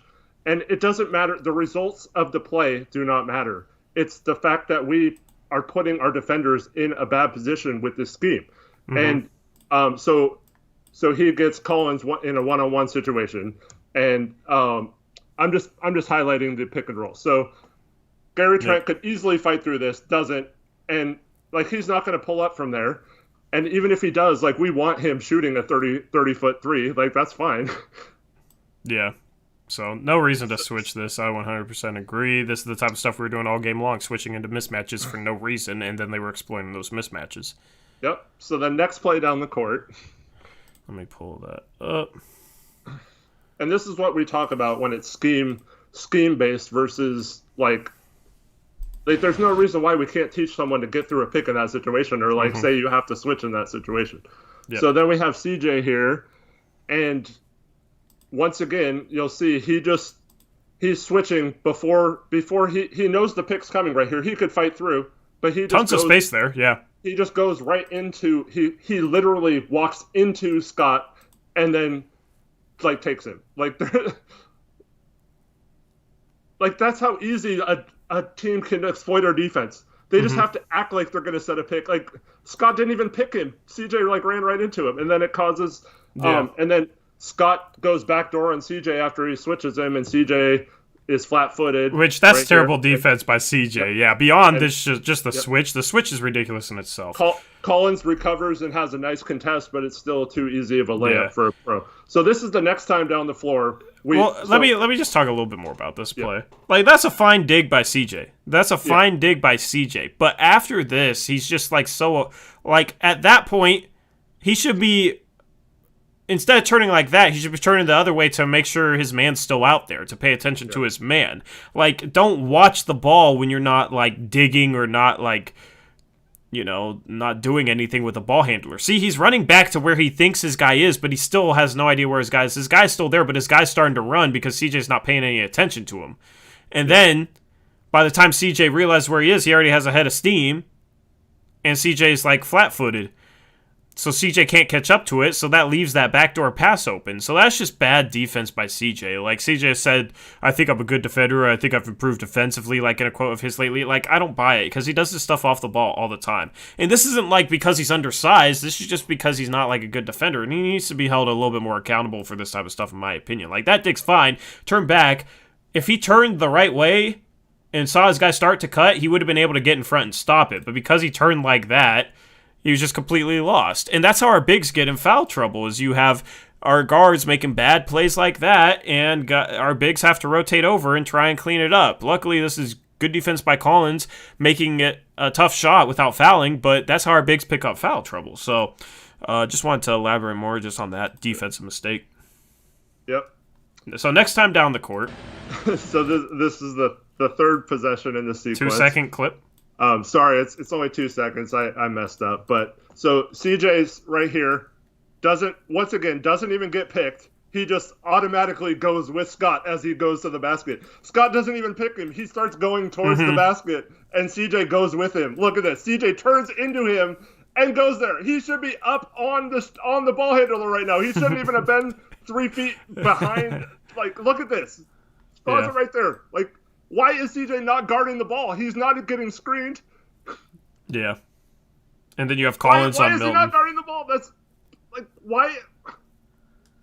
It's so frustrating. It's because we automatically switch. They don't even have to set a pick. The guy just walked by him and started going towards the basket, and CJ's like, oh, better go take him, Yeah.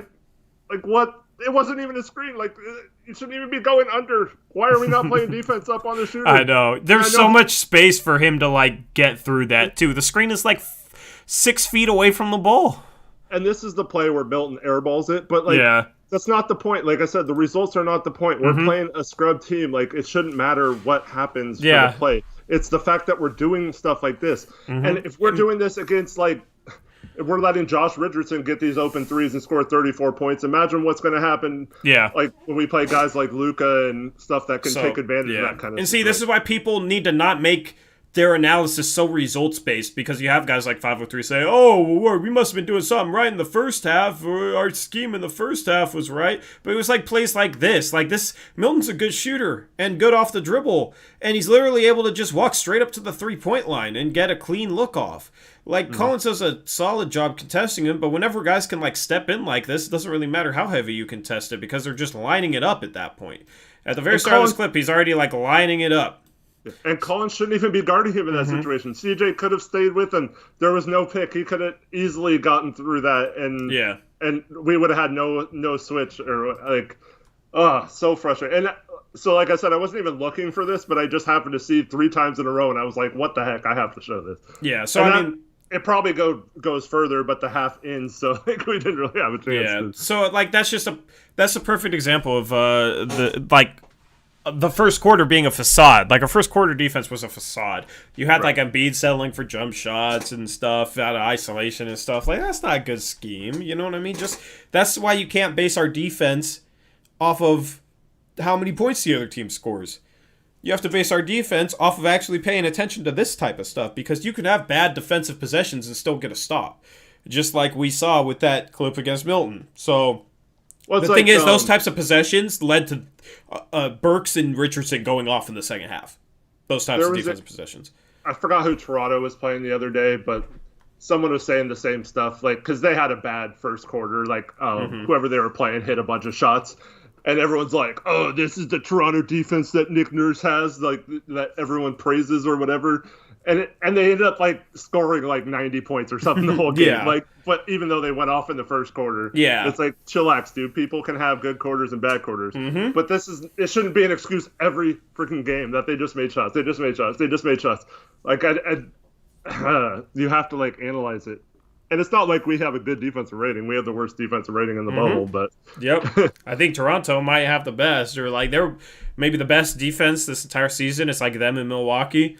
So yeah, the people Milwaukee. making those comparisons based off one quarter, it's just such a casual like argument. You know what I mean? Like, let's break stuff down, which is what we do here, which is why we're doing it right now. Even though this footage is like grainy, this is the best we could do. If we had access and we're allowed to use like crystal clear NBA footage and like had easy access into like putting it into streams, we would absolutely crush it. We would absolutely crush it with our analysis.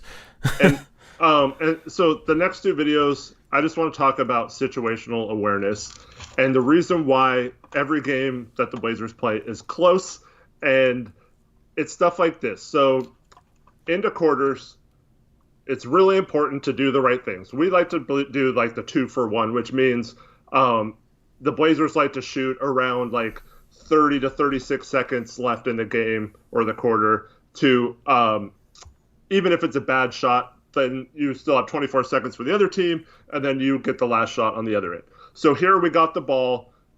We actually had the ball with like 25 seconds left in the quarter and 24 seconds on the shot clock. We threw the ball out of bounds, or it got tipped out of bounds, and then inbounded it. So here we still have 17 seconds on the shot clock, 18 seconds left in the quarter. Basically, hold for the last shot. Philadelphia doesn't get a shot. We're either, at worst case scenario, going into half up 11. Best case scenario, we hit a 2 or 3, and we could be up 13 or 14. So instead of being up 11 to 14 points, here's what happens. We shoot the ball. I mean, it's Simon. So Dame passes to Simons. He's open, but he shoots with 17 seconds left on the clock and misses. And then Philadelphia comes down. They do hold for last shot. Gets fouled, makes the 2 free throws. So instead of being up 13 or 14 going into half, we're only up 9. And that's a huge difference. Like, little things like that in close games, especially against good teams. I mean, Philadelphia played great in this game, but like this shouldn't have been a good team where we're like struggling at the end. Yeah. So, I will say this, since the shot clock is still on, if this was like a hot Gary Trent who had just hit 3 in a row, like, I'd be more okay with the shot. If I, but it's Simons who hadn't scored yet and came in ice cold and isn't the best 3-point shooter, so that's not a good shot in that situation. Like, contested with only a 1 second differential between shot and game clock, you can pretty much get the last shot, and it's not like he's like a great shooter who's hot where it's like, oh, it's likely that 3 ball's going in, so. But that goes back to what we were saying yesterday about the running plays. Like, if you have a guy that's hot like Trent or whatever, why wouldn't you set up a last-second play to get him the ball where you don't have to rush it and you still get him a good look or whatever? Yeah, I mean, last-second plays can get shut down too, but then you also just don't even give the other team an opportunity. So, yeah, right. I do agree. Yes. So worst-case scenario, we cost ourselves 2 points or whatever. And, once again, they could have missed or not scored, and we still could have been into the half up 11. Mm-hmm. But it's just little details like this. And then you combine it with the next detail that we'll bring up, and that's under 20 seconds left. We are up by 4. We miss a shot, kind of chaotic. But in these situations, you have to know if they drive to the hoop and score a 2, it's fine. We give up 2, we're still up 2. If they hit a 3, then even if we get fouled and make both free throws, we're still only up 3, so they have a chance to tie the game.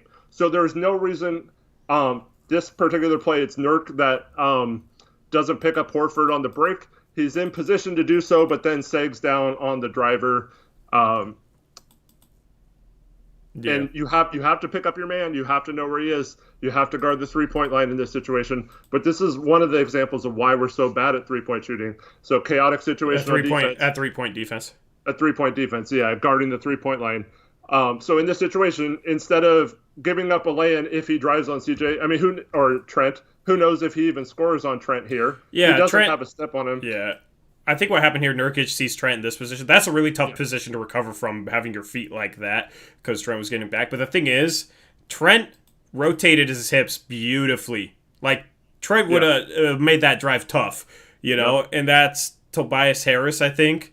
Tobias Harris isn't really much of a slasher. And in that position, you'd much rather give up a 2 than a 3 because then it becomes a free throw game. You can still keep it a 2-possession game, whereas if they hit a 3, even if you hit both your free throws, it's still a 1-possession game for them.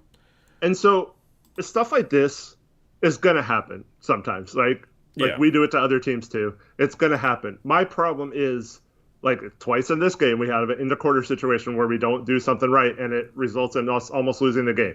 And it's almost every game we mess up at the end of quarters, and instead of solidifying our lead, or that's why we can't get ahead, is because we don't do little details like this. And this isn't necessarily a coaching thing. I understand in this kind of fast break situation it's hard to pick up, but there was a position where, Stott should be screaming. I don't know if he was or not, so I don't know the situation, but in that situation, you want to be screaming, no threes, just stay out. Like you play rec ball. Yeah. In those situations, you would be like, just don't give up a 3. Like play the 3-point shooters. Yeah. And so I just wanted to point out some of those things that I noticed. I just went back and looked at some things. So. Yep. In the future, it'd be nice to have a studio with a TV screen behind me where I could play stuff. But I wouldn't play any clips on the main channel. Since this is the second channel, I'm willing to do that. We will experiment with trying to do this more in the future on the second channel. So yeah, good film breakdown. I wish we could break down more. We'll have to start doing it on Twitter. Find a way to quickly do it during the game where we can talk over clips or something. Next season, that is something that I'm gonna try and do. And nice. Hell, if I could figure out an easy way to do it, I'll of course share that with you, and we can run Blazers Twitter in that scenario. So, yeah, Tori, get 40-foot desk. Why would I A, want a 40-foot desk? B, why would I need it? C, how would I fit it? D, how would I afford it? A 40-foot desk, man. Oh, that's crazy. So I think the last thing we didn't talk about was Dave going off against Skip Bayless today. I thought that was pretty funny. Not really much of a segment, just people I don't know if you saw Skip, but he said he was going to respond tomorrow on Undisputed or whatever show. Man. And the thing is, it's just going to be the same BS he always does, where he's just talking shit and making just outlandish statements. That's 100% what it's going to be. That's 100% what it's going to be, because that's all he does. You know what I mean? Every time he gets a beef, he'll say something outlandish, an athlete will call him out for it, he'll say, I'm going to respond, and then he just doubles down with more outlandish stuff. So I'm not even really interested in seeing what Skip's going to say. I already know it's going to be bullshit. But if you're a guy like Skip, and your whole job is to get attention, he's pretty good at it, like Shervin said. You gotta hand it to him. He does get responses out of people, and he because if no one ever responded, that's what you say to the trolls, if no one ever responds to them, then they have no reason to troll anymore or to do anything. So yeah, and I'll respond to some. He does warrant a response. Yeah, I'll respond to some, but I do question guys that are just constantly going after Twitter trolls and stuff, and even my YouTube comments trolls. I don't know, most of the time in my YouTube comments especially, I won't engage with comment trolls. So even during streams, so that just shows you that it's not about knowledge. Skip Bayless is not in that position because he's knowledgeable about basketball. It's because he can talk in a way that's entertaining to listen to and isn't afraid to say outlandish stuff. You know what I mean? He's an entertainer. He's not somebody that's a sports analyst. And what's funny is I had a guy I played with in college who was a Laker fan who thought that the smartest sports people were Skip Bayless, Shannon Sharp, just because they had those shows, they were the smartest when it came to knowing basketball and that type of stuff. And it's just the cringiest take I've ever heard anybody have. Oh God, man.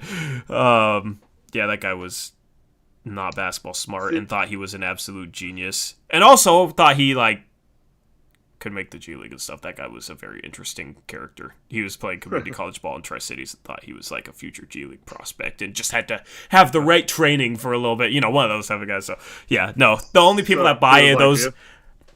Bro, I do it as a joke, bro. I know. I do it as a joke, man. I'm sorry.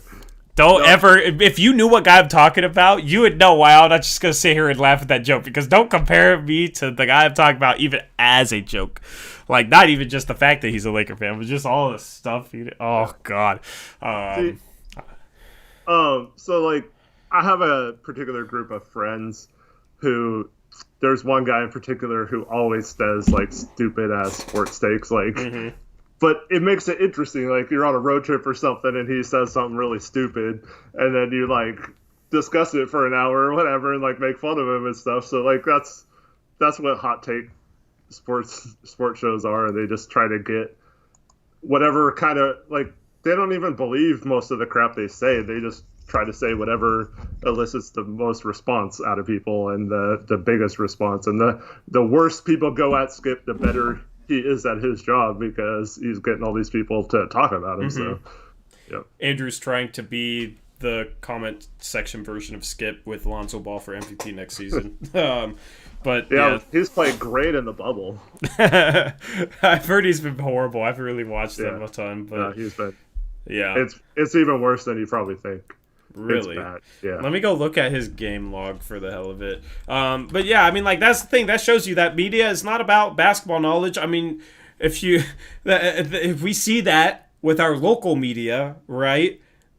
The thing is like, okay, if you're not in your media position because of basketball knowledge, then don't call other people idiots because they're actually breaking down the game. That's my whole thing.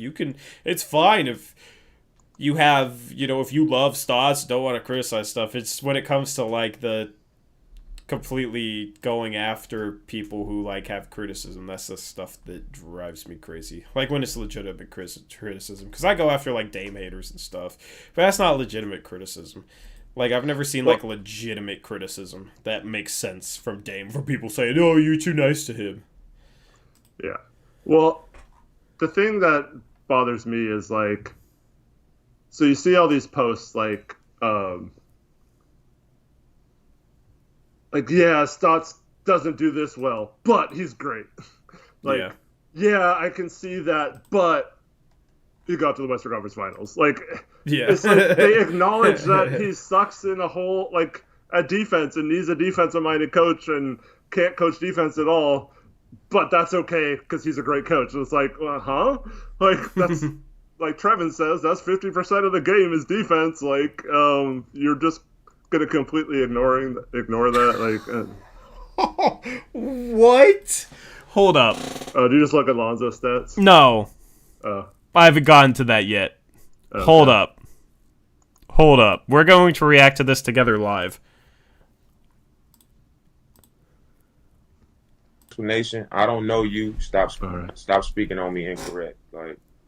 For your it's Dame and Carmelo. Oh, I saw this. You seen this already? Yeah. Oh, I thought you'd bring it up. I haven't seen this, so I'm gonna listen to it right now. Like, Skip, we can talk if he want to talk. So he seeked out my number and called me. And when he called me, I was just like, bro, I don't know you like that. Like, you don't owe me no explanation. I don't know you. Stop speaking on me incorrect. Like, for your ratings or whatever. And he just backed out on some, I'm depressed and like, Skip, we can talk if he wants. I'm depressed. Bro, how are you gonna back out with that, man? That's the people's mix excuse. What? And then he and then he goes back after it. You know what I mean? Like, oh God, that doesn't make any sense. Yeah. Oh, I still have that up. Anyway, there we go. There's nothing bad in my DMs. I just don't like having them on the screen. Yeah. Super ghetto stream of NBC Sports Northwest. And the good old group chat, of course. And Dion and how he crashed. Accidentally let his car roll into a garage. Oh my goodness. I don't even know if Dion watches our streams anymore. Or ever watched them. I don't even know. But poor Dion, man. I hope this guy get started with DoorDash, and then like his 5th day doing it, he like forgot to put his car in park, and it rolled into a customer's garage, like into their door, not into the garage, like into the door. So yeah, just a poor Dion, man. Sorry if you didn't want that public. People probably even don't. It's probably not even the Dion people we're thinking about. So, OJ Mayo says Skip Bayless's burner was People's Mix this whole time. Bro, probably shit. Yeah, Skip is like the People's Mix of sports media. And Skip's also the person, War of Mankind, telling us we need to hate Dame because, like, just own up to it, man. Like, jeez, God. I was wondering what like Skip would have said, like, bro, like, how are you gonna like, what does that even if Skip was depressed, like, what does that have to do with like his sports takes? You know what I mean? Like, shoot, I was depressed for a while, like legitimately in like February, March. I did just go off the edge with just disrespecting every professional athlete. You know what I mean? Like, it doesn't make any sense. Like, it's not even like to downplay depression because that's a real thing, but like that's just an excuse for something that like depression doesn't affect. Well, like that would be like Terry's thoughts running into you on the streets and being like, dude, what's up, man? You've been saying lots of stuff about, and you'd be like, oh, sorry, I just have some like mental problems. Like, I'm just depressed. Yeah, no, like, even if I was depressed, like, that's not why I'm saying it. Why would you say your sports takes out of depression? That doesn't make any sense. You don't say your sports takes out of depression. Like, maybe if like something goes bad in a game, you like rant more or just like more on edge and more off the cuff and stuff. But like, if you're on air, like, supposed to be measured and like plan out a show segment and that type of thing, it's not going to be based off depression. So unfortunately, that's what gives like all these people are speaking out about mental illnesses and stuff, which is great, and that should be a legit issue that people get help for and all that stuff. But like when people try to use their excuse for like clowning someone as that they were depressed, yeah, like that doesn't make sense. That doesn't like you're trying to come up with a way for them to feel sorry for you that you bash them, and that's not cool. That's like taking advantage of people who really do have mental problems, and who really have issues, and you're basically like making fun of that or whatever because you want to make a hot take and have people think you're cool. Trying to give yourself an excuse while making people feel bad for you so they stop like holding you accountable for the stuff you said. It doesn't make sense. Like, if that's exactly what happened with People's Mix. Yeah. So I don't know when it like that. I didn't have any respect for Skip Bayless before that, but like Dame's not the type to lie. Like, I 100% believe Dame, 100%. I wonder what Skip's going to say to that. I wonder if Skip's even going to respond to that. If Skip, like, I think Skip would lie about that and say, oh, he's making stuff up. You know, I'll play it up for ratings. Like, I don't know, man. Dude's just a clown. And or he'll double down and say, oh, you're going to make fun of me when I'm depressed or something. Like, that's what they do. It's like it's an emotionally manipulative tactic to use depression as an excuse for something else, for your behavior when depression is not responsible for your behavior. So yeah, if you're like have a significant other and you're just sensitive and just kind of like easy to upset, you know, and you're going through a rough time, like, it'd be legitimate to say, sorry, babe, I was depressed, I was going through some stuff, I shouldn't have treated you that way, blah, blah, blah. Like, that's legit. When if you're on First Take or Uninterrupted, bro, that's not a legitimate excuse. That's ridiculous. That's embarrassing to say that. And then, like, shoot, Skip, if you're going to say that to Damian Lillard, then why are you going to go back after Damian Lillard like that? Like, if you had that happen, aren't you smart enough to know not to bark up that tree again? For a guy who is pretty outspoken in Dame, but also a guy who, although he is outspoken, people know he tells the truth and keeps it real. Like, how dumb can you be? You know what I mean? So that's ridiculous, man. Skip is just making himself out to be just a complete clown. So that's sad. It's funny. It's ridiculous. Any other adjectives you want to throw at that? Like, But well, see what's going to happen though is whatever he says tomorrow, that's going to get clipped and played all over social media, and so like he knows what he's doing. But yeah, it's weak to like blame other stuff on you just being a jerk and talking crap about people. That's whack, man. So no respect for Skip Bayless. Anybody who watches that and thinks those guys like really know what they're talking about, come listen to us. We know our stuff. You know what I mean? Like that's just in general. That's why we do what we do and they do what they do. Because like if you're Skip, why not just say, "Hey, Dave, I have a show. It's a hot take show. It's not personal. Like I'm just clowning around. Like I know you're a good player and a good dude. Like come on, man. Like let me play it up a little bit and like or something like that. You know, don't try to like make an excuse for why you're like this because that's not true at all. You're on a show where you're expected to say stupid stuff like that. Like don't try to act like you only say it because of a medical condition or something. Like yeah. Yeah, that's ridiculous, man. That's ridiculous. So anyway, I was curious as to what Skip said. Dame just exposed it. I wanna see the comments for that. Because Hoop Central, that was the tweet I saw, and they have like a lot of just NBA Twitter fans. So I want to see. Yeah, they have almost 350,000 followers, so they are well followed. Sherman said I want to see their comment section on that. Skip also said that Trent should have the ball at the end instead of Dave or something. Who said that? Sherman said that Skip said that as well. That Trent should be the go-to down the stretch or something. Oh my god, man. That's ridiculous. That's ridiculous.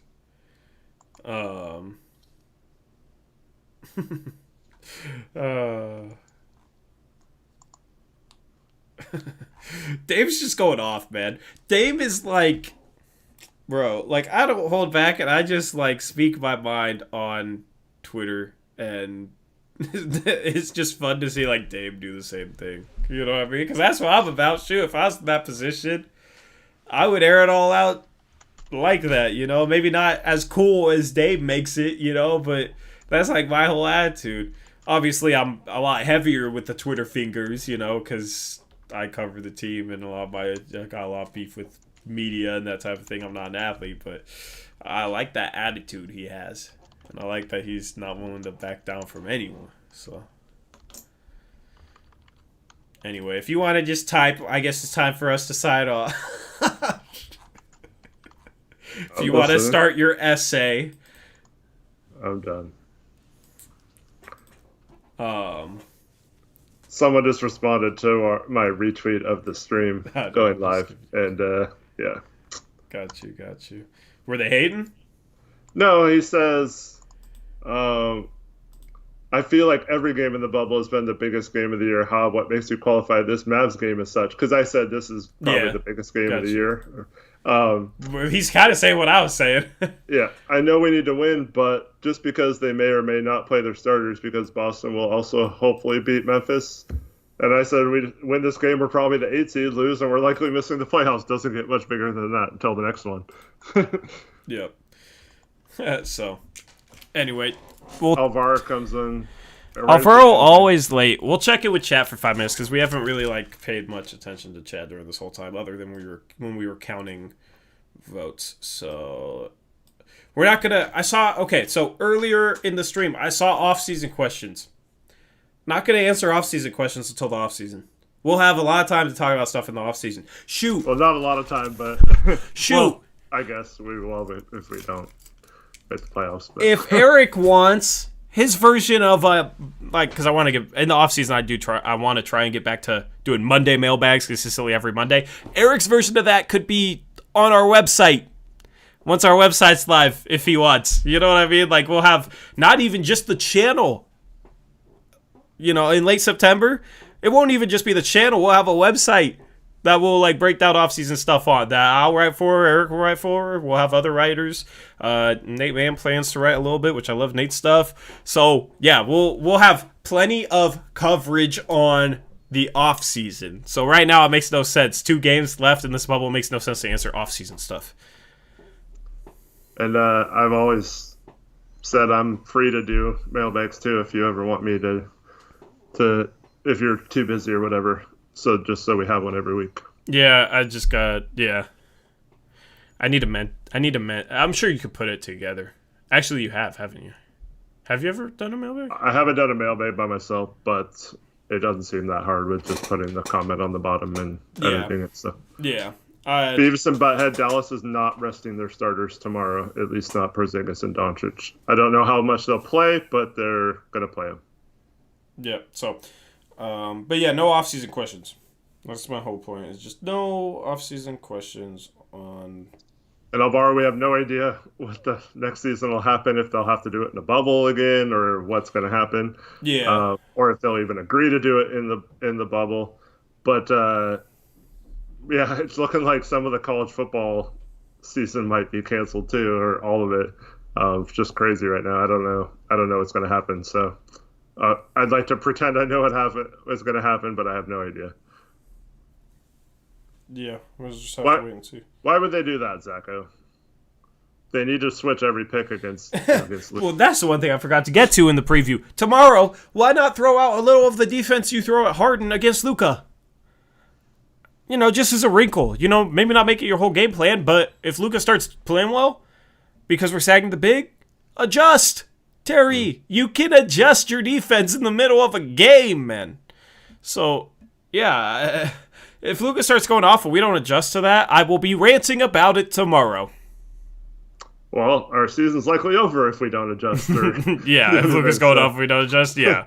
So, I mean, I will be... Yeah, I mean, if we lose tomorrow because of some BS, like, I will be revved up, and I will be going off.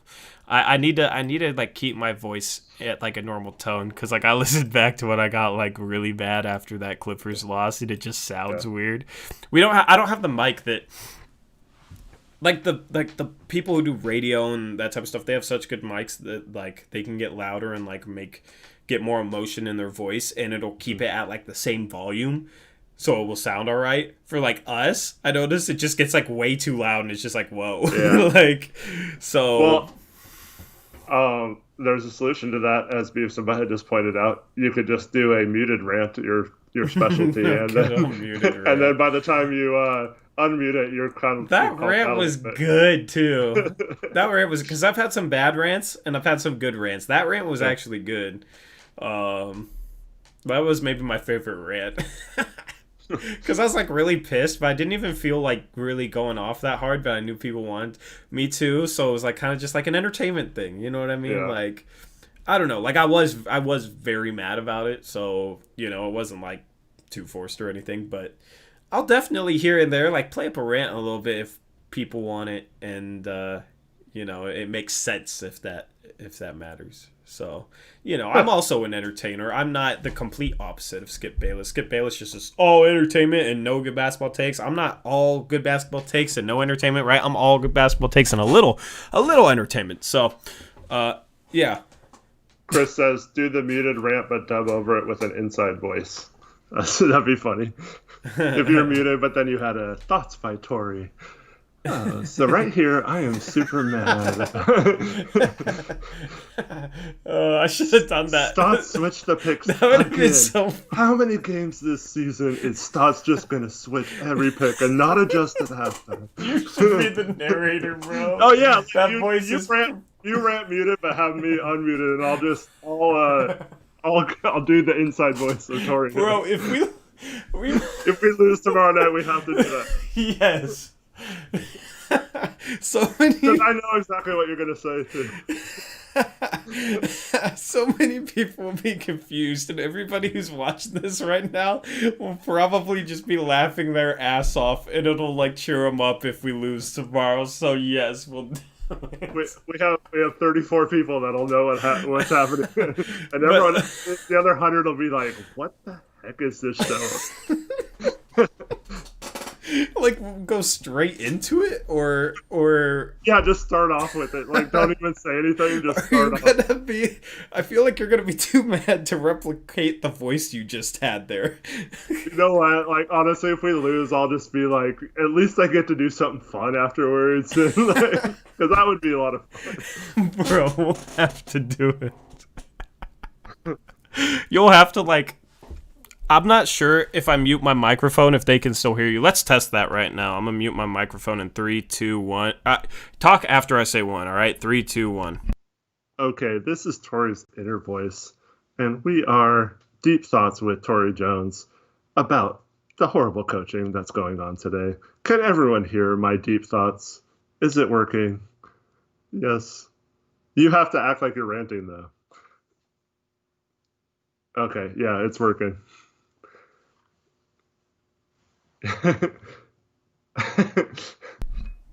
Okay, so they could hear you. Yeah, so I'll actually rant. So you should probably turn down your volume. So they can still hear you. Dope. Okay, I didn't know. So I can actually mute my mic and you guys still hear Eric. I mean, that makes sense that'd be that way, but no, I don't know if I could do it like faking it. I'd probably start laughing. So like I'd actually have to just be like, why the hell we switch every screen? Like, you know how I get, so now I don't know if I want. I'm just kidding. But what I'll do is like wait a minute, so like people think you're just going on a rant muting, and then like I'm just like trying to cover for it or something, and then yeah. Now people want only like 10 to 15 seconds, because after a minute people will be like, bro. Oh my god, that would be funny. Oh, that's the best idea you've ever. Yeah, everyone in chat's gonna be like, Tori, you're muted. You're muted. I want all you guys to say you're not muted. You're not muted. If that I want all you guys in chat listening to this right now. If that happens tomorrow, I want you guys to fight the people saying I'm muted and say that I'm not muted. Because like I'm inside your head, right? So yeah. Like, oh, someone said I was muted. I wonder if I'm ranting muted. Let me check. Nope, people are saying I'm not muted, so it must be good. I'll keep ranting. And then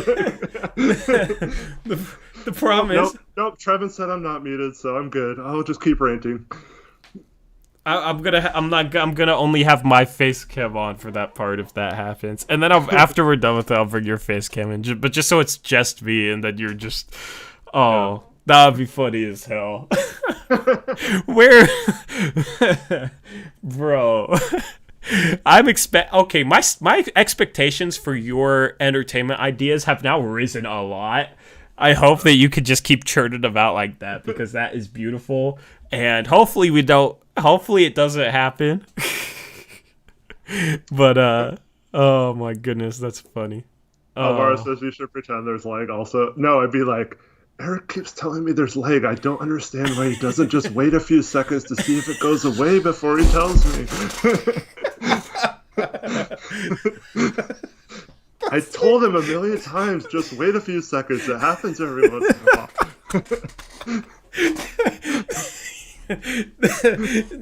That's actually. I know that's what you would say, right? That's what you would be thinking. Oh my god. Every time I say lag, you're like, dude, just chill for a second. Come on. Well, it's like it'll happen for like 2 seconds before anybody even comes in chat. Eric's like, we're lagging. I'm like, I'm glad that he catches it right away and lets me know before I say some stuff that's not lagging. But it's also like, bro, just that's funny. Oh my god, man. Oh yeah, that's a good idea, Chris. He says, just have my face on, but then bring the clipboard up like you're diagramming something. That's a great idea. Oh my god. People are thinking you're like talking about. Oh. Shoot, next loss, we're going to have to do that. Oh my god, man. Oh my god. That's Bro, you better, write down like some things we could do with that. That could be like an ongoing bit after losses, like next season. That would just be like a funny ongoing bit we'd throw out there every now and then. Oh my goodness. Yeah, like Trevor says, hopefully our next loss is in the playoffs. I know, yeah. I mean, we can't afford a loss before then, so. I mean, maybe if we get the 8th seed, it could be the first playing game, but still. Let's try and win. Let's try and just win until the playoffs, and then let's try and win every game of the playoffs. Let's do it. Pretend you're talking about horns, bro. We could do so much like funny stuff off of that. Oh, yes, OJ Mayo Light. That is great. You should bring up Tory playing college basketball. When you bring up the clipboard, you see it's so basic. Like in college, we ran this play and it worked every time. But they don't even run it. Stotts never even thinks about doing it. Dude, we can do... I can't even laugh anymore. My cheeks hurt. Oh my god, we could do so much off that. That would just be so funny. I feel like we both... Like, you could do that to me, too. Like, I feel like we know each other well enough now to, like... Yeah. Make it good, or, like... I would definitely have, like... notes that I'd write out in my spare time for like stuff I would say with you like being muted ranting and like just like, and then like when we do it, just have it ready like on a notepad or something, because there's so much you could throw into that. Trevin, shut the hell up. Oh my god. Awesome. Oh, I'm the best at... Yeah, you can throw it. I'm the best at drawing up this play. Like just one night when I got hit by a car and I landed on my feet.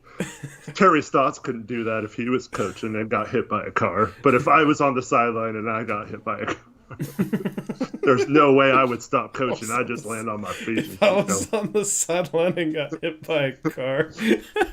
Oh my goodness. Oh, that should be something we do next year, where we try and think of just different little like skits to like throw into our live streams that people don't know is like a skit at first. Yeah. Oh my god, bro. Let me just say, next season you guys better be on your toes. I think you've had this idea before, like where we have like a beef or like we're like super mad at each other, pretend like we're ready to kill each other or something. Hey, let me just say, April Fool's Day next year, you guys better play along. For all the people who aren't in here, you guys better play along on April 1st next year, because we haven't even talked about anything yet, but April 1st next year, like you're going to like hack my channel to the point that I can't get in or something, like, and then you're going to be posting videos slandering me. I don't know. We could do so much like funny stuff for April Fools and just like have it prepared, and y'all should just like play along, because we would need people to play along. So if you guys remember this, you guys gotta play along. So like Trevin being like, no guys, they're actually beefing. Like this is 100% real. I'm not kidding. I know I kid all the time, but like I swear to God, like. Well, Chris brings up a good point that like people in other countries and stuff might be on different time zones and like not even realize it's April Fool's. True. We would only be able to keep it going for like 2 hours. I wouldn't want people like unsub. Actually, if I lost like 30 subs, 40 subs because of it, it would be worth it. Like, whatever. You know what I mean? If they unsub that quickly anyway. Oh, my goodness. Eric told me you called me handsome. Thanks, Tori, but it's kind of sus. What the hell are you talking about? What? He misses our whole stream again and then comes in at the end. It comes in with that. What is that? I've seen one picture of this man, and it was very small and blurry. So my man's trying to like give himself compliments from me. I think that's kind of sus. Sherman's asking we talk about recency bias on NBA Twitter. That's like life right now. That's like in the bloodline of NBA Twitter. Bias, yeah. That's in the bloodline of NBA Twitter, so. Oh my goodness. Would we consider trading for Jonathan Isaac as a rehab project? Yes, but off-season questions, we're going to wait. Who knows if they? I don't think they'd trade him anyway because his value isn't going to be high. So, but like that's like us trading Nurk or Zach once he got hurt. So we'd get nothing back for them. And we're not going to give up anything valuable. Oh, look, we just answered it, and there's the question again. Yeah. That's right. No, I'm making fun of it. But yeah, so anyway, I guess I'm a DoorDash a little bit more. Nice. So the game tomorrow is 3:30 again, and so yeah, it'll be around 6 or shortly after 6 that we go live. Mm-hmm. And we're either going to have a lot of fun trying to get over our sadness, or we're going to be breaking down a good Blazers win and the awesome things that would bring about. Shut up, Travis. Should I shave tonight? Maybe. So you stop playing. I've been thinking about it. I'm actually talking on Snapchat with a girl about if I should shave or not. But the thing is, she says that guys lose 2 points if they the 2 points on the hotness scale if they go with the baby face, and I've always been told I have a baby face when I shave, so like I ain't trying to lose points on the hotness scale. So for all the ladies watching tomorrow, like weird flex story. You have like a trimmer? You can't just like trim it a little bit? Not one that's like not buried in a box somewhere that I don't want to get out. So I might just take some scissors and just like snip. Hey, I'll probably just clean shave. I grow stubble in 2 days. My stuff grows back. It's just like itchy right now, so I keep playing with it, and I'm tired of it. I don't like playing with it because it looks weird on the stream. I know. I've had people like tell me, "Bro, your beard, man." It's like, bro, it's like such like a absent-minded habit. It's like itching, so I scratch it and mess with it, and yeah. I ain't trying to hear nothing about it. So, you do it a lot. I do. I know I do. I try to tell you on Discord. I know I do. That one guy who comments every nobody needs to tell me I do it a lot. Like, nobody needs to tell me. I know. Like, it's just like I don't think about it. When I focus, I do it too. So like, I'll be focusing hard on something I'm saying and like saying it, without messing up words or saying it in the right way, and I'll just do this because I'm just focused on saying it. And this is like, when people think they like do this with their mustache, I do that with my beard. So, yeah, Trevin, shut the hell up. One of the post games I did earlier in the year. Yeah. Like I feel weird just like looking directly in the camera the whole time. So like, I'll think about it and I'll kind of look up and stuff. And then this one guy kept saying, "Dude, stop looking up. You're looking up all the time. Stop looking up." Like, what does it matter? YouTube stream. Like, it's not like talking, first take where you're looking into a teleprompter half the time or whatever. Like, but me, I like to sit back in my chair. The thing is, the way my desk is, like, my feet are against the wall right now. And I'm, like, from, like, here to my desk is, like, a good 4 feet. And then my monitor's, like, back further. So, like, I'm so far away that it's, like, kind of weird to even, like, look there. I just, like, I'm just leaning. I'm relaxing. Like, I don't have to stare you in your eyeballs every damn second to the people who complain about that. Like, they just want me to stare into their soul. Wait. Eric, you better shut the hell up. Eric, you're being super sus right now, and I don't appreciate it, bro. Like, give the people what they want right now, Tori. Oh my god, I'm watching myself do it because the stream is behind it. I'm falling in love, Yep. Yeah. Just show that girl that last little part there. Oh my god. The thing is, I actually am. I ain't even lying. I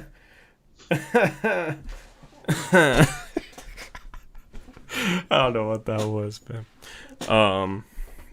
Bro, I don't know. I need to stop talking about girls on stream, to be honest. It's not even like somebody that I'm like interested in like that. So. It's like, yeah, okay. Now she can't see it. Bro, I want more friends, okay? Yeah. Where I can like bounce back ideas off of to help me with the other ones. I don't know. I want friends, Talk about guys more. I'm sure Westbrook would love that. Pause, rewind, play again. Yeah, see, Westbrook would love that. We talk about guys the whole stream. We do. It's just about their basketball skills. Yeah, their ball handling and their coaching ability. Yeah, and or if they, lack thereof. and how well they listen to their coaching, like, yeah, their technique, their positioning. You really said ball.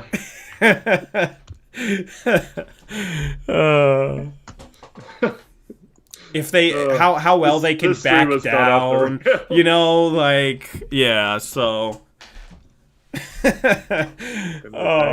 is the best part of streams, is when streams get to this point. This is literally my favorite part of streams, when they get to the point where it's just like nonsensical and just bullshit. Joel, man, taking it too far. Jeez. Oh my god, Joel, bro. We're talking about basketball. Yeah, jeez, and you're just fixing for a Kelly Oubre, and like, come on, man. Oh shit. Joel Wyland. Dwight Howard. Oh my god, man.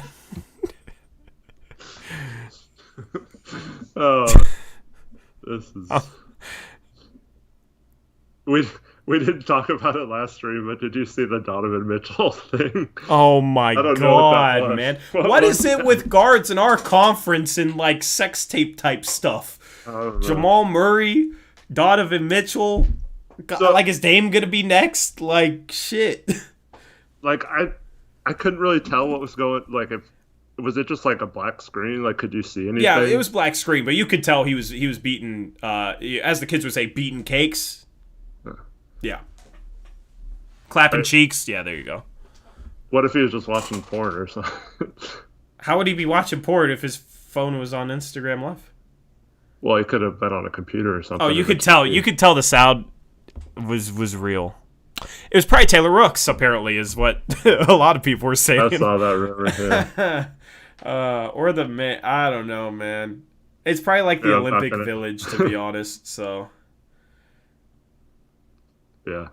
If the NBA probably would allow it. Hey, if they're in the bubble at all times, you can bang them. Like, I don't know, because there's a lot of guys in there that are just like used to being able to get whatever they want, whenever they want, and now they can't, and they're just. Who the heck does Trevin hang out with? Someone said they recognized the sound from a specific video. What? How would you, it wasn't distinct, man. It wasn't distinct at all, so that doesn't even make sense. It wasn't like it was, like, something you could even pin back to a video. Like, that's what Doris Burke? Yeah, I bet. Oh, man. No, she would have been telling Donovan Mitchell how much she loves Nikola Jokic while it happened. Because I swear, she loves herself some Nikola Jokic. Yeah, we're going off the rails here. That would be so awkward, though, if you were like one of like 5 girls that were there. I don't know how many exactly there are, but yeah. Or awesome for them. I don't know. Well, I mean, just like, I can't imagine. Like, normally, if you're a good-looking girl, in that situation, you would get tons of attention. But like the fact that they can't even leave or do anything for several weeks, that would be crazy. Yeah. Oh my God, Shervins. Yeah. Yeah, that's like the next. Yeah, I don't even know. I'm not even gonna respond to that. Team bonding, bro. I can't laugh anymore. Like, I'm out of laughter, but the shit you guys are saying is funny, and I want to laugh, but I'm like, my cheeks hurt. West Bank, man. Don't ever accidentally like go live on stream if you have a girl over there. Oh my God, I never would. And it wouldn't be here. It would be once I move out. Yeah, you just said your cheeks hurt. You might hear it in the distance. You might hear it like through the wall. Unless we like fall through it. But I mean, I don't know. Never say never,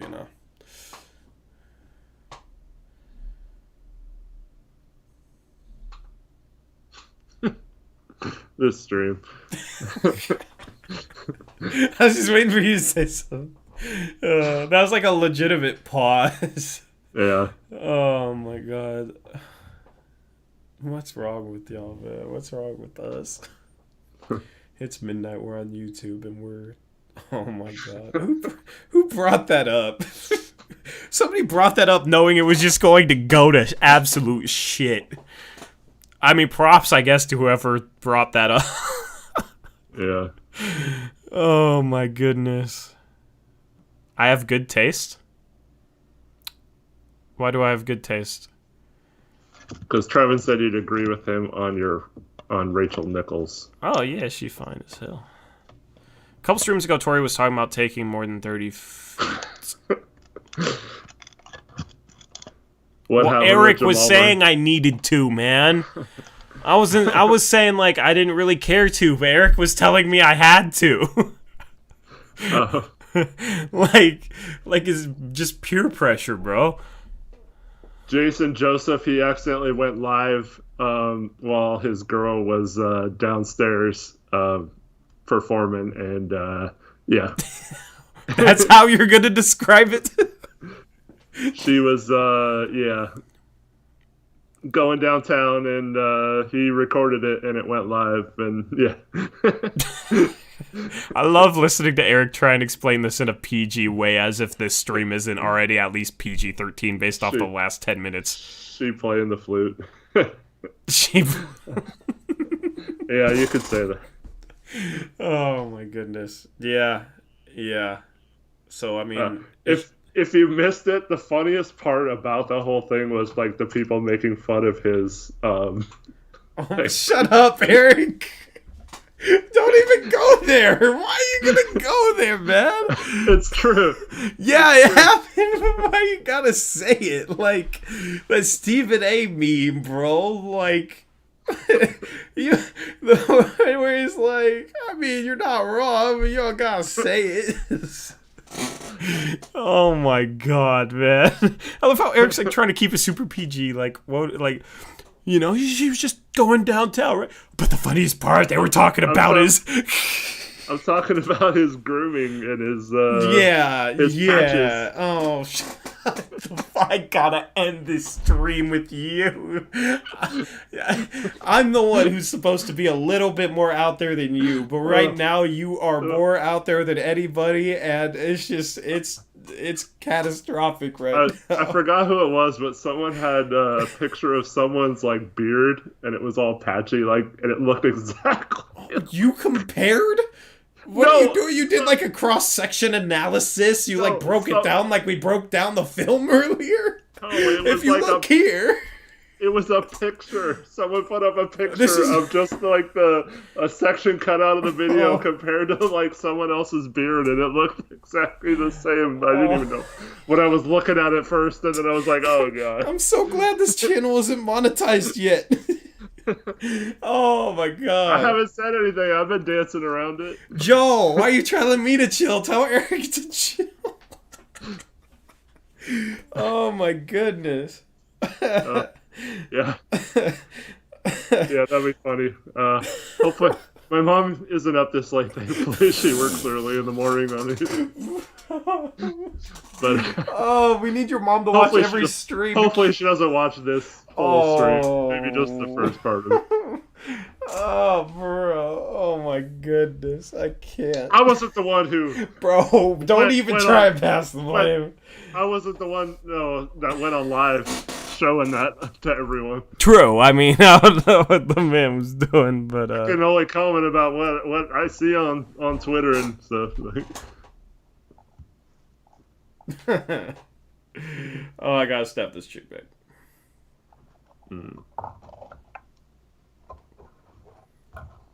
I'm gonna ask her how many points I would have on the hotness scale with the stubble. Should I do it? How many what? Points I'd have on the hotness scale with the stubble, you know? Because she said I lose 2 points if I have the baby face, right? So I want to know, like, okay, what is my, like, am I, like, going from, like, a 10 to an 8? Am I going from, like, a 1 to a -1? Like, where am I at? I don't even know her that well. She's probably like, what the hell's wrong with you? She'll probably be like, why you want to know? I'll be like, oh, well, me and the 30 people watching my stream. I should just be like the ultimate troll when it comes, bro. That should be my like strategy to pick up girls. It's just to be the ultimate troll. Cause I swear with some girls it works just cause it's like funny. Yeah. I'm not being serious, by the way. Also, I'm like, okay, I'm being like 20% serious with that. I don't know. It's 3 a.m. in the bubble. Hella team bonding is occurring. Oh my god, man. That's gonna be... I feel like that's going to be like a channel meme. Or like an inside joke, man. We have too many inside jokes. Yeah. Which is like awesome. There's no such thing as too many inside jokes. God. That's why I love looking back. It's just like all like the inside jokes we have now. Yep. Jeez. Do it, you won't? Was that to me, Westbrook? I already sent it. Let's see the response. LOL weird. You brought it up.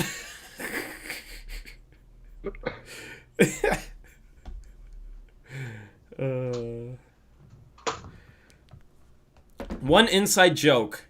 I'm the best at naming inside jokes, Trevin. That's perfect. That's all I have to say. Yeah, there you go. Oh. I could only imagine how weird it would be if somebody was half listening, Westbrook. This whole conversation, just like two different parts of this, would just be, I don't even know.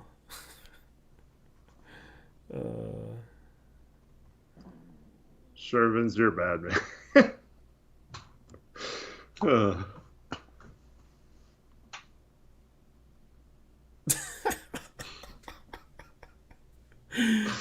Shervin's is like the new Yo-Yo Mama. Yeah. Oh my goodness. If Yo-Yo Mama was... This is the perfect segment for him. Where's Trevin, go tell Captain Cap'n he needs to come watch. He needs to watch like the last hour of the stream. Yeah. I heard Eric talking about some girl going down on a stream or something, but I'm playing God. Oh my goodness. Jamal Murray, Westbrook. We started talking about the Donovan Mitchell. He seemed to have posted something of him getting some in the bubble. But yeah. We are tripping. Damn, she told me she judges people on their personalities. You're screwed. I'm not. There's a why. Hey, people are opinionated. You know, some people think I'm, great, and some people think I'm ugly as shit. Like, it's just like the Blazer fans with Terry Stotts. You know what I mean? Hopefully, it's different though, and the people that think that I'm shit aren't right. Because I don't even know where I'm going with this. I'm just gonna stop talking. It's like too late, and I'm too like delirious from laughing too much. So. You guys gotta stop it, chat. I gotta shut the stream down. Leo's only half listening to. Westbrook, have you never heard about that? Bro. He had to have heard about that. I knew Jamal had a wet jump shot, but I guess it's not the only thing Jason he has Joseph, that's the answer wet. to that question is probably not very good. He asked how our D is going to look tomorrow. Oh my god, bro. Was that on purpose? I can't. Oh. Hopefully it looks phenomenal. Oh. Oh my god.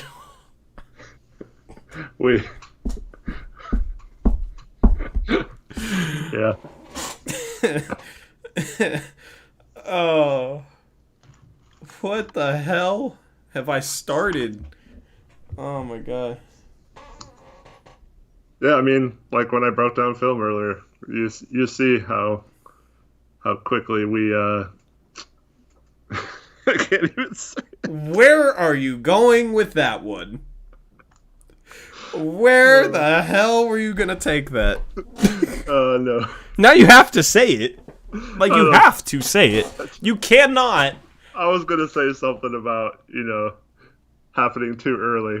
We abandoned the pick and switch too early. I couldn't do it without that. What? I don't even get it. I was comparing our defense to like erectile dysfunction or like what? I'm so lost, chat. What is?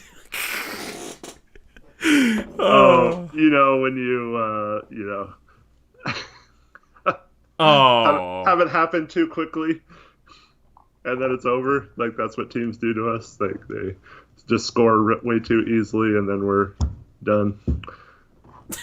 Never mind. Charlie doesn't even understand what I'm saying. I feel like it's funnier if you don't understand what you're saying. Sure. Oh my goodness. Yeah, I'm lost, chat. Do you know it? Can you connect the dots, chat? Because I can't. I was never good at connect the dots. Yeah, Westbrook. There you go. Yeah, but how does that tie you? I still don't get it. We talked about like CJ, like I just like hearing you try to explain it. Alright, I'm not gonna explain it. But I don't get it, man. Trent went cold last game. Concerning?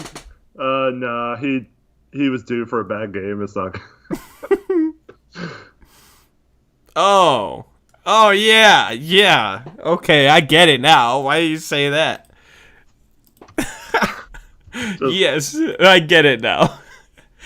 I'm proud of myself. Oh my goodness. Yeah, well, yeah. And then like the third quarter is just absolute shit, and then the fourth quarter we kind of like build it back sometimes, We were like recover fast, so thankfully Dave's got that stamina to make those fourth quarter. Oh my god, I cannot. I actually have to be done with this stream after you just said that. Bro, I gotta prop up my agenda. Yeah, like. Oh my god, this man Eric. Somebody. I'm the only one who. I'm crying. I don't want to shut the stream down, but somebody has to stop you.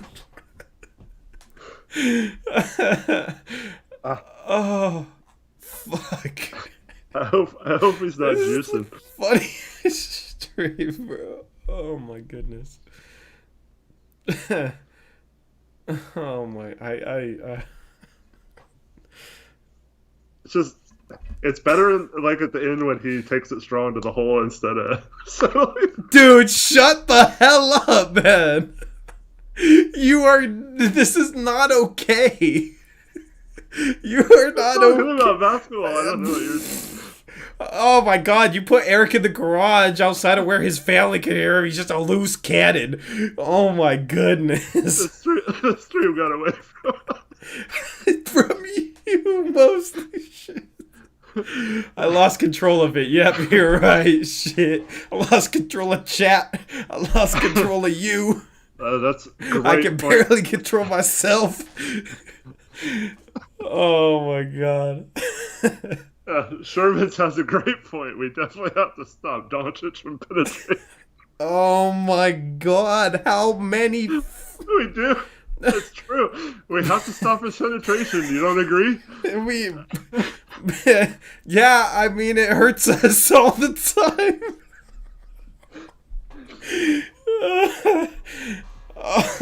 Our pressure is so soft when they penetrate it.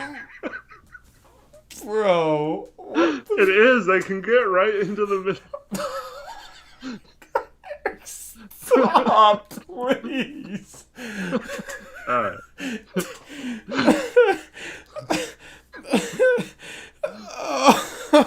What is wrong with you? I don't know. Just having fun. Like, once we started in on it, might as well go all the way. It's like a freaking avalanche, bro. It just builds up more and more steam, and you just... Oh, like... I can't, like, function right now. Oh, my God. like the stuff, like now when you like actually seriously talk about it tomorrow when it actually happens, I'll just like Yeah. you're gonna have like a bunch of people posting like crying face emojis, and a lot of people won't get it, and everybody that's in here will. What do you mean? I'm literally talking about the game tomorrow. I don't know what you're talking about. I'm talking about the game tomorrow too. Yeah. So. Oh my god, man.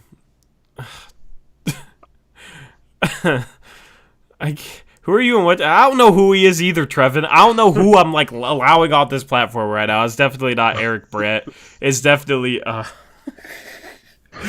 oh my god. This stream is literally the most legendary stream I've ever had because oh my god. And so many people were here to witness it and won't know it happened. That's just awesome.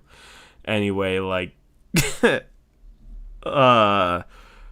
yeah, Sure, Vince, the Splash Brothers aren't at the bubble, so they didn't make it this year. Clay is hurt.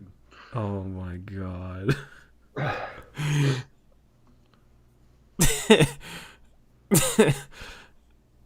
Oh, okay. I'm gonna pull myself together for an outro. All right.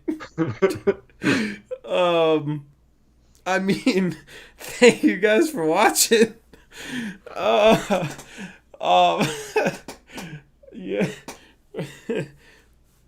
This is. I don't even know, man. I can't like. Words cannot come to my head right now that make any sort of sense. Give us no, we don't need more, Trevin. We already have way too much. I can't. I know Eric's thinking. The gears are turning in his head, man. Oh, I need to like put a cog in those gears. Or oh my god, Leo's just way too blunt with it. Oh my god, Leo, that's a lot too.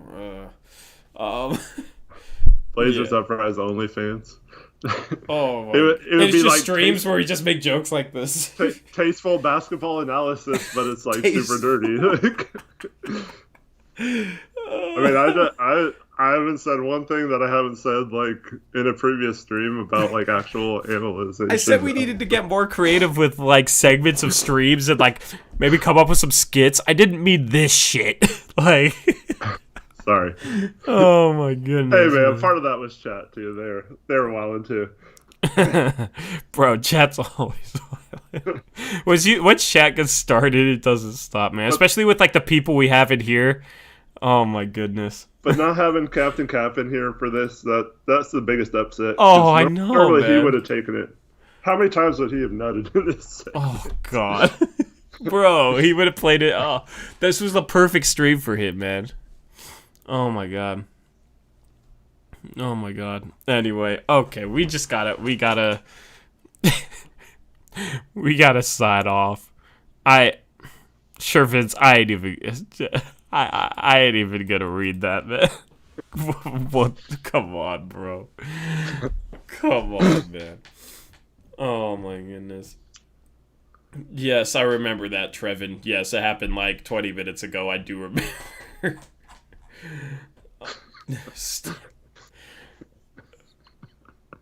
I'm tempted to just like shut off our cameras and mics and like leave the stream on and just watch chat for our own entertainment.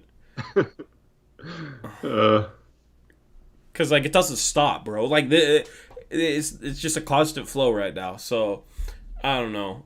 I feel like wrong, like even turning off the stream. Yeah. Oh. I really was, Trevin. I was trying to say it like the most appropriate way possible. But, oh yeah. Tori's like, just say it, dude. I don't even remember. There's just so much. I don't even remember what you even said. That. Oh god. What was the first thing you heard, Damien? Oh. What? The downstairs thing, maybe. I can only imagine if somebody tuned in the middle of all that.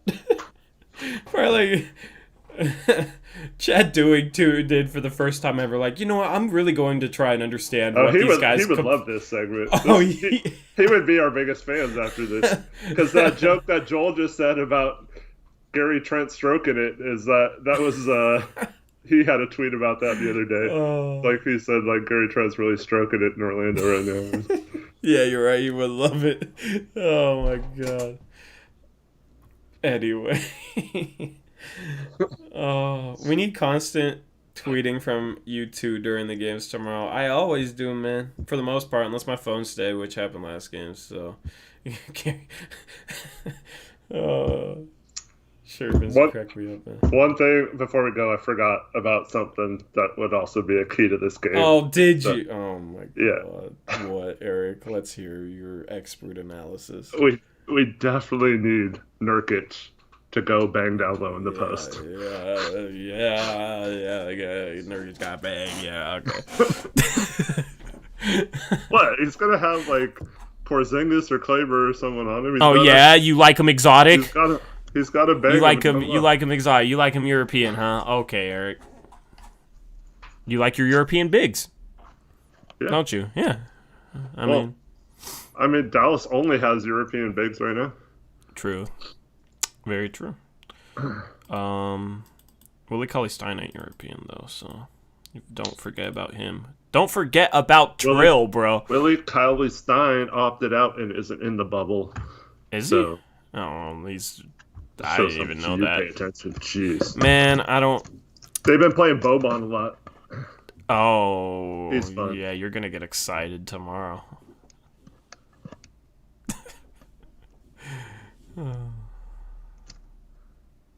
Yeah, I mean, we talked. I love the bullshit silence. I don't know why you're so like disturbed by this. We talked several games ago about how he needed to stop like finessing it and just go hard and slam it in the hole. Like we talked about that. Like that's actually something we did. Yeah, you're right. I mean, yeah, like he tries to get like super touchy with a lot of these shots, and he just needs to slam it home. I know. Yeah. So anyway, you guys get expert analysis here on Blazers Uprise.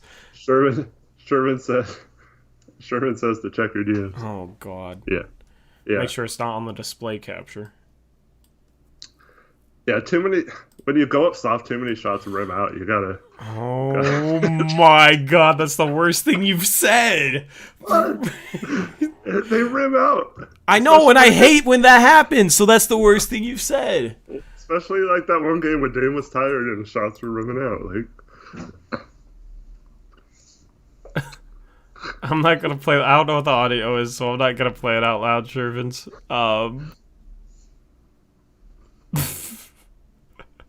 Yeah, I'm not gonna play that out loud. I don't know what it is. It might get like the audio is like super easy to like get demonetized too. That's why we don't have audio with those clips. He says it's not bad. It's Jason Terry. Don't worry. It's Jason Terry and a female reporter. I think I've seen the clip where it's. I don't even know. But no, I'm like not because it's bad, just because of the copyright. Because like Eric taking a recording of his screen and then me putting it on the screen like that, like the automated system doesn't pick it up. Whereas like audio, if it's like straight from the source, can easily be picked up. So if that makes sense. Mm-hmm. Bro, JJ LaFront on Twitter. I'm a Dame Lillard fan, but he's weird. He's weird for this. Skip criticizes basketball. It's his job, but Dame bringing up Skip telling him he's depressed and then Dame exposing it as a real weirdo behavior. What are you talking about, bro? What are you talking about? Is that seriously going to be people's takes on that? Yeah. Like we talked about, I hope that's not... Because that's... I don't know. If you're depressed, I don't see why you would bash someone else. Wouldn't you be depressed? I don't know. Like, yeah. I've dealt a lot with depression. I don't see people using that as an excuse. Legitly. Yeah. Yeah. Like, that's what he's always done for years. Mm-hmm. Like, I don't even know what to say to this. What do I even say to this? Because, like, people, like, I want to respond to this, but I don't even know what to say to this. I don't know. I'm just going to say you're off base for thinking he's weird for this. I don't even know, but I don't want to say that either. Like, what do you mean he's weird? Just say you don't believe that depression would lead people to want to have hot takes and make fun of people or whatever. Like, that doesn't make a lot of sense. I don't know. Yeah.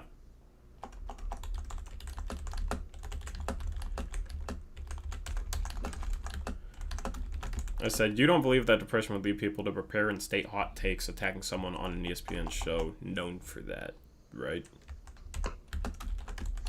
Or no, it's not even ESPN. Alvaro, man, you've just missed like the most epic hour of all time. Have fun watching that back, Alvaro. You will not regret. Make sure you have chat open. Oh my god. Alright. There we go. Man, like, how's he weird for that, bro? Like it's... Can we get back to the Dallas game? No. No. We've already, like, previewed it as in-depth as we could possibly go, so... So I can't make my last point about it. You can tweet it. I can tweet it. The people here want to know that. I have to censor you at this point, bro. You went too off the rails, Eric. I did not say a single thing that wasn't basketball related. Your basketball takes were bad, so I just can't allow bad basketball takes. Type it in chat. Tweet it, man. I could just say it. You don't have me muted. So. Oh yeah. Okay. Okay, did you mute me? No. Okay. Chat, can you still hear Eric? I swear I don't have you muted. Okay. Chris says Eric muted. I was waiting for the first person to say. They're just automatically going to say you're muted. You just have to trust me, you know? Yeah. Do you trust me? Yeah, trust you. Okay, well, I don't trust you. I muted you. I'm just kidding. Now you're muted. Anyway, I will catch you guys later. We are not going to keep doing this. It's 12:30 in the morning. I was going to go work, too. I still got to, but it's getting, like, late. Like, early. Like, I don't know, whatever you want to call it, because it's not even technically late anymore. It's early in the morning. So, I got to go chase that bread, you know? So I don't have time to make one last point about the game so people can think about it. Eric, say... Oh, my God. I'll catch you guys later. Eric's going to say something, I guess. Peace out.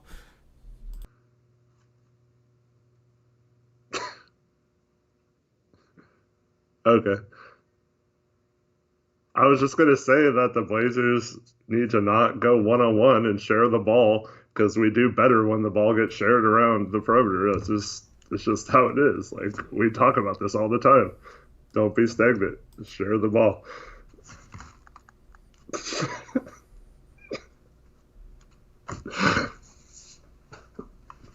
The one-on-one doesn't work. All right.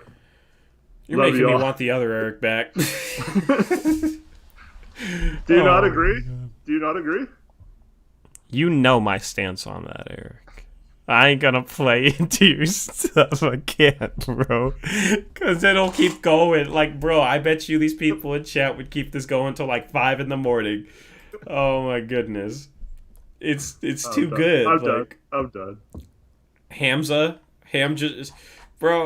you missed a good old hour. Hamza was the first one in the stream. Was he? Yep, and then he missed the good part. Yeah, I don't know. Hamza I don't know if he left and that. came back to us. Yeah, see, that's why you guys don't tune out of a stream. You never know what's gonna happen. Alex is here now, I guess. I don't know if he was here before.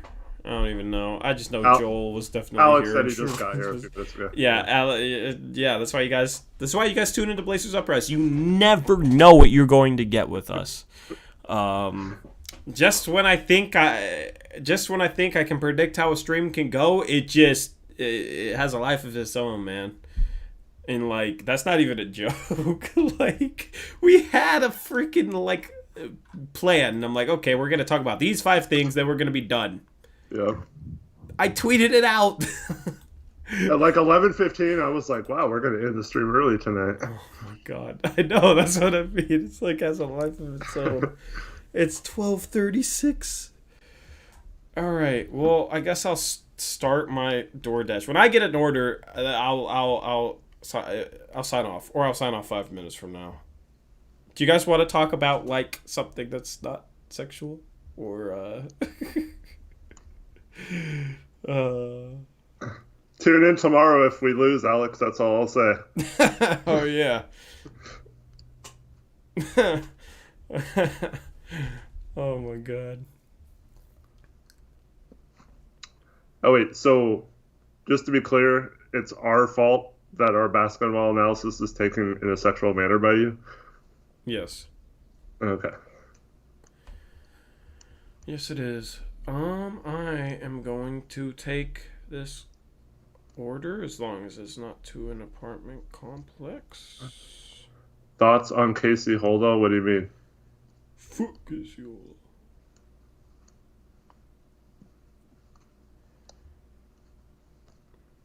Yeah, I agree, Shervins. Tori got a dirty mind. Ain't nobody being sexual. Yep. Anyway, I I know. That's right, Trevin. We've had so many good things that we forgot about, like the best part about if we lose tomorrow. But don't tell anyone. Yeah. No, we don't like Casey Holdahl. Absolutely do not like Casey Holdahl. I like Chad Dewey more than Casey Holdahl. Chris, I think you missed it like a week ago. But or this was actually right before, this was during one of the scrimmage games. And he said that Zach playing, even though, like, he said Zach coming back in with the bench meant that he was going to come off the bench and they were going to start Hassan at the 4 or Nurk at the 4 and Hassan at the 5 and all that stuff. And I said, we're missing people. Like, how can you tell anything from that? And Zach started and all this stuff, and he said it's a scrimmage, and I was like, yeah, that's what I'm saying. And then he said, like, you're just not listening if you don't think that Hassan and Nurk are gonna not start together. And I was like, well, everyone, like, Stotts and Dame have said that what our starting lineup is, and it's not with Hassan in it. So, like, you're the one that needs to listen and take your own advice. And then he's like, I should have known better than to engage with you. Like, and then Torrey said something. He's like, yeah, you guys always do this stuff. And like, what? Like, we didn't do anything. I asked him why he's getting pissy over it. Yeah. Like, bro, why are you getting so upset? And he said, like, 2 peas in a pod. Like, shut the hell up, man. What the hell's wrong with you? You're a grown man, like, getting, like, super, super upset over that. Like, I call out Chad all the time for coaching stuff. It's not like I like me being super upset. It's just like to like I don't even know. It's like to like prove a point, you know. So and because he disrespected me, so I'm kind of just constantly going to give him shit for it, because don't disrespect me and don't call me an idiot, or I'm going to make it not pleasant for you. You know what I mean? Like, I don't know. Like, so I got a platform and I'm going to poke and prod him. He probably has me muted, but he follows me. Chad follows me, so I don't know. Chad follows me, Dan Marang follows me, Travis DeVers follows me. Like, they still follow me. I don't even have anything against him personally. It's just the basketball stuff. Casey Holdahl is the only one where, like, personally, it's like, bro, why are you so much of like an asshole over nothing? Because he's always been that way to me. Chad's like an asshole over basketball takes. Casey, it's like he'll get super pissy over like just random stuff, and it just doesn't make sense. So, If that makes sense. That's why, like, I actually, personality-wise, I like Chad seems like a cool guy. Like, I just can't get over the coaching. the whole coaching argument is literally the only thing, like, that, and it dominates everything, so. But, yeah. Tori sounding like Dame. That's a compliment, right? Yeah. I don't know how I'm sounding like Dame, but. Oh, hey. Today's the 11th now. One more day. Oh, yeah, that's not happening. Yeah, I knew it wouldn't. Bro, well, they didn't leave like I thought they would. I swear to God, I thought they were leaving and they didn't. I swear to God. 100% swear to God. Or else I wouldn't have put that out there. So I thought for sure that the people that stay in this house were going to the beach. And then they didn't.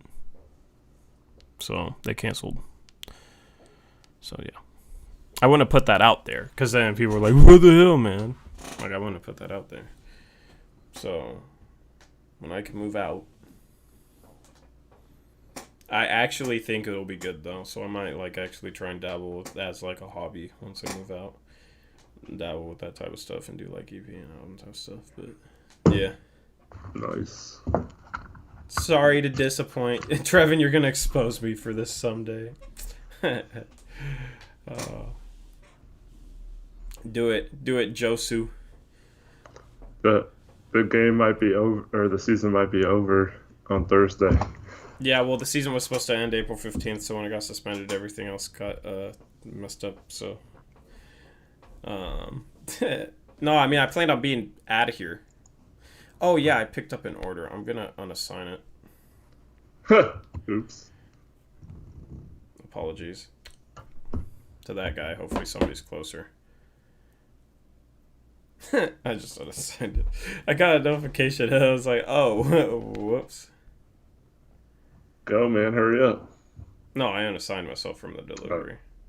Because I got to sign off, but y'all just keeping me sucked in. And all right.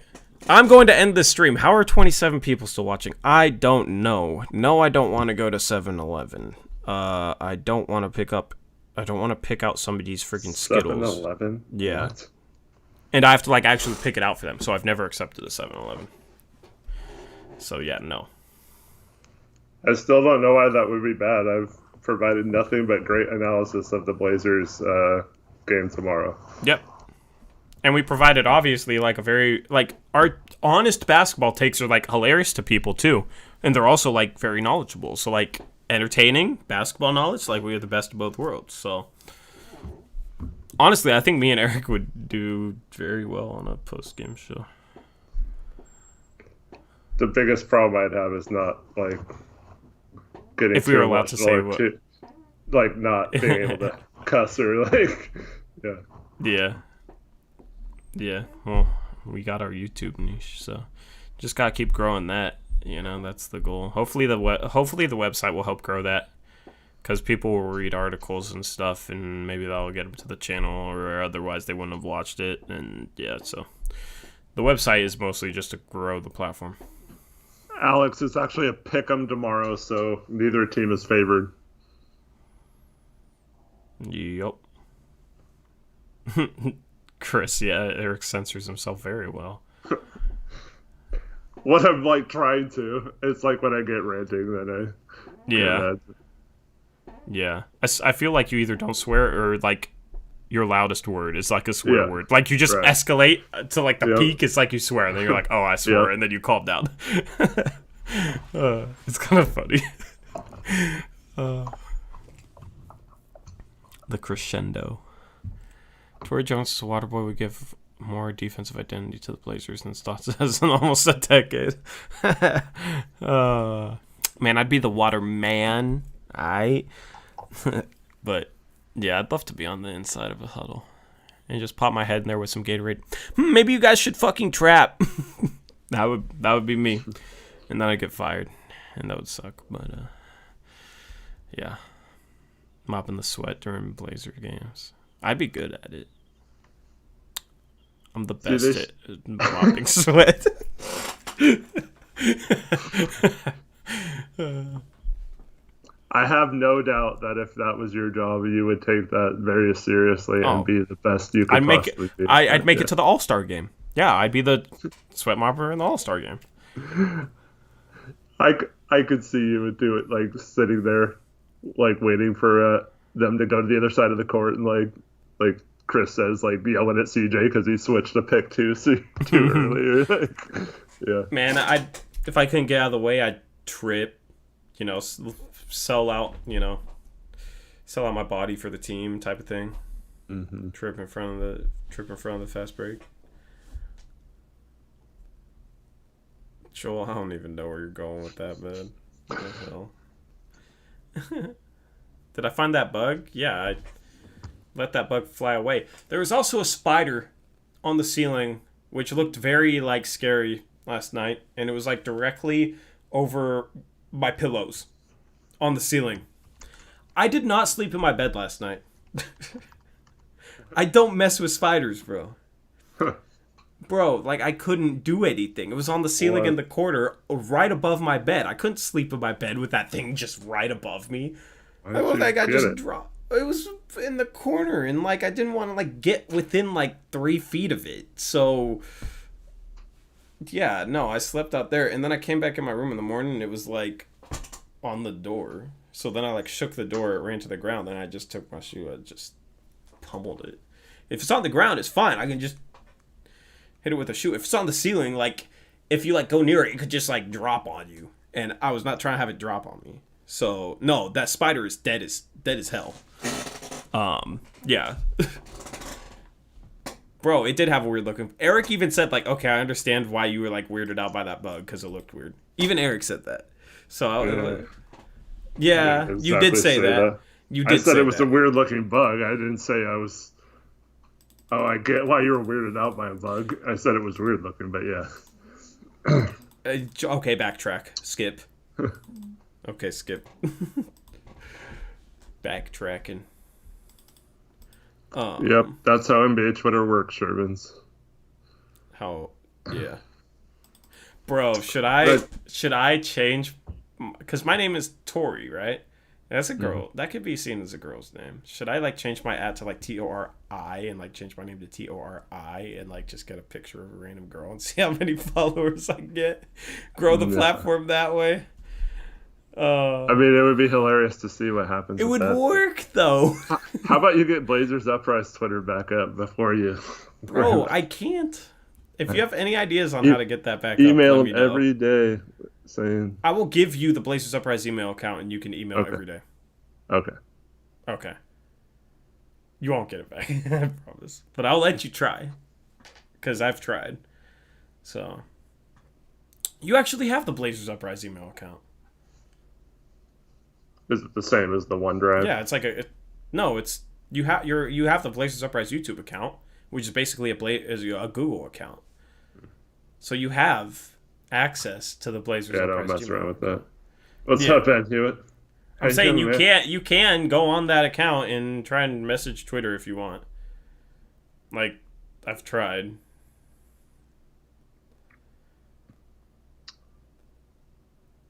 I do think Trevin's right.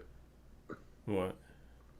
We definitely might be disappointed if we don't at least double team Luka. Yeah. Maybe even triple team him.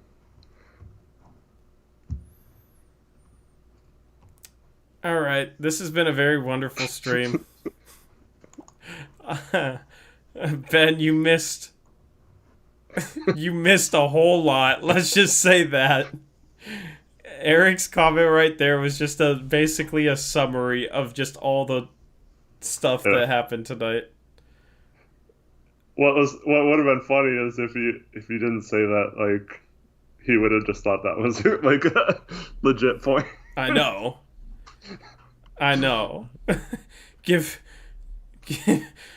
See, Eric's messed up my mind so much. I thought the N in run was a B. I'll just say this, Ben. If you like dirty sexual humor, you should definitely watch the last hour to hour and a half of this stream. Oh my god, man. You don't even know, Ben. Yeah, you don't. Yeah. If you don't, you might want to just skip this. Yeah.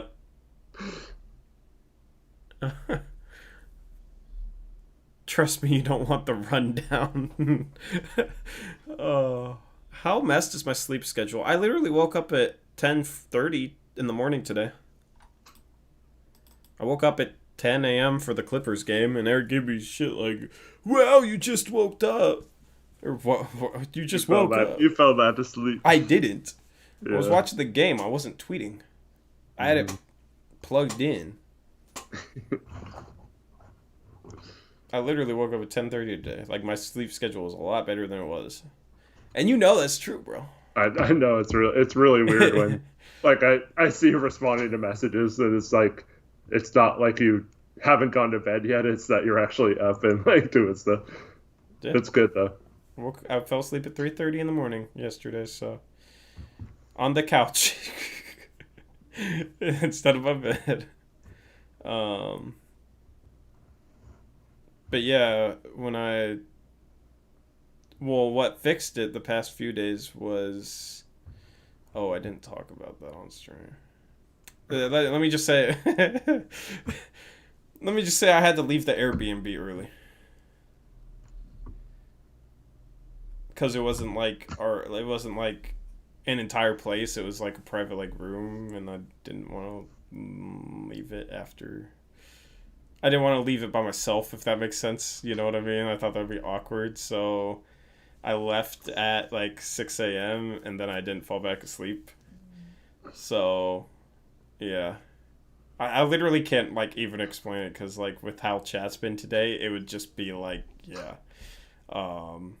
And Eric's gone. Eric's internet says you've had enough, and you're done for today. So,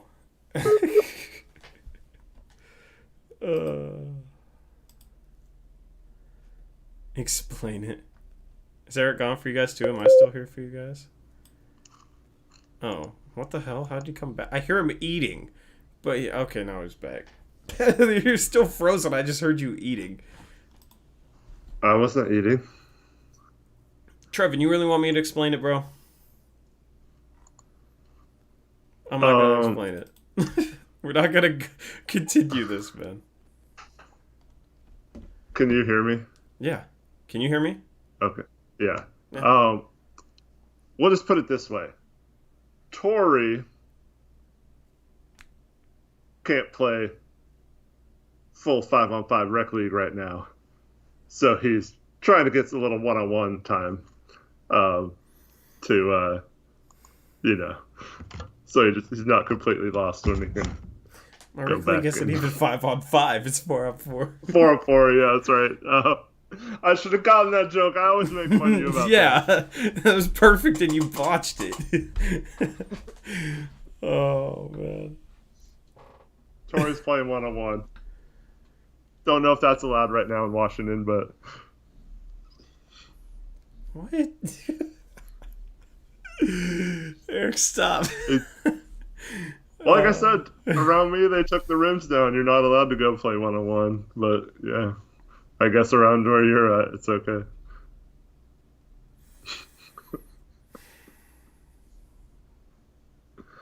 Zach, where's Zacho? I've never hated you more than I hate you right now. Zacho was in here earlier. Got to find out how his 1-on-1 game went too. Oh yeah, Zacho. Where's Zacho at?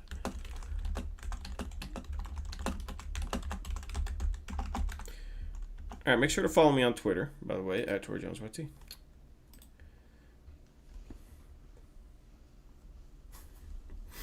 I still see the guy playing the bucket drums outside of Moda. I don't know if it's still the same guy that you're speaking of, but there's always a guy out there playing drums, yeah. The thing is, I plugged my Twitter enough where you guys thought that was just like a normal plug. Did you really change it? No, I should have. Maybe I will. I'll get like a female, like you can submit your picture and have them like have it get automatically edited to make you look like a female. Maybe I should do that. Oh, that would be disturbing. like the quarterbacks one Bro, or the NBA players. JJ, it's bullshit, man. He responded to me. He said, I mean, it might, but regardless, Skip has never attacked Dame's character, so I don't know why Dame got to mock Skip's depression or even air out something he told him in private. Any criticism Skip has ever had on Dame is solely about basketball. Because the depression excuse is bullshit. Like, people shouldn't use depression to excuse their freaking hot takes on sports talk radio.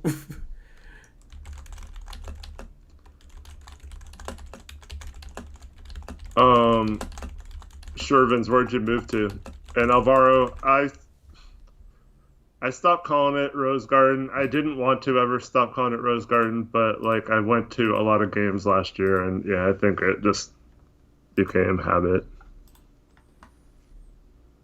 Yeah, I call it Moda now. I didn't like call it the Rose Garden.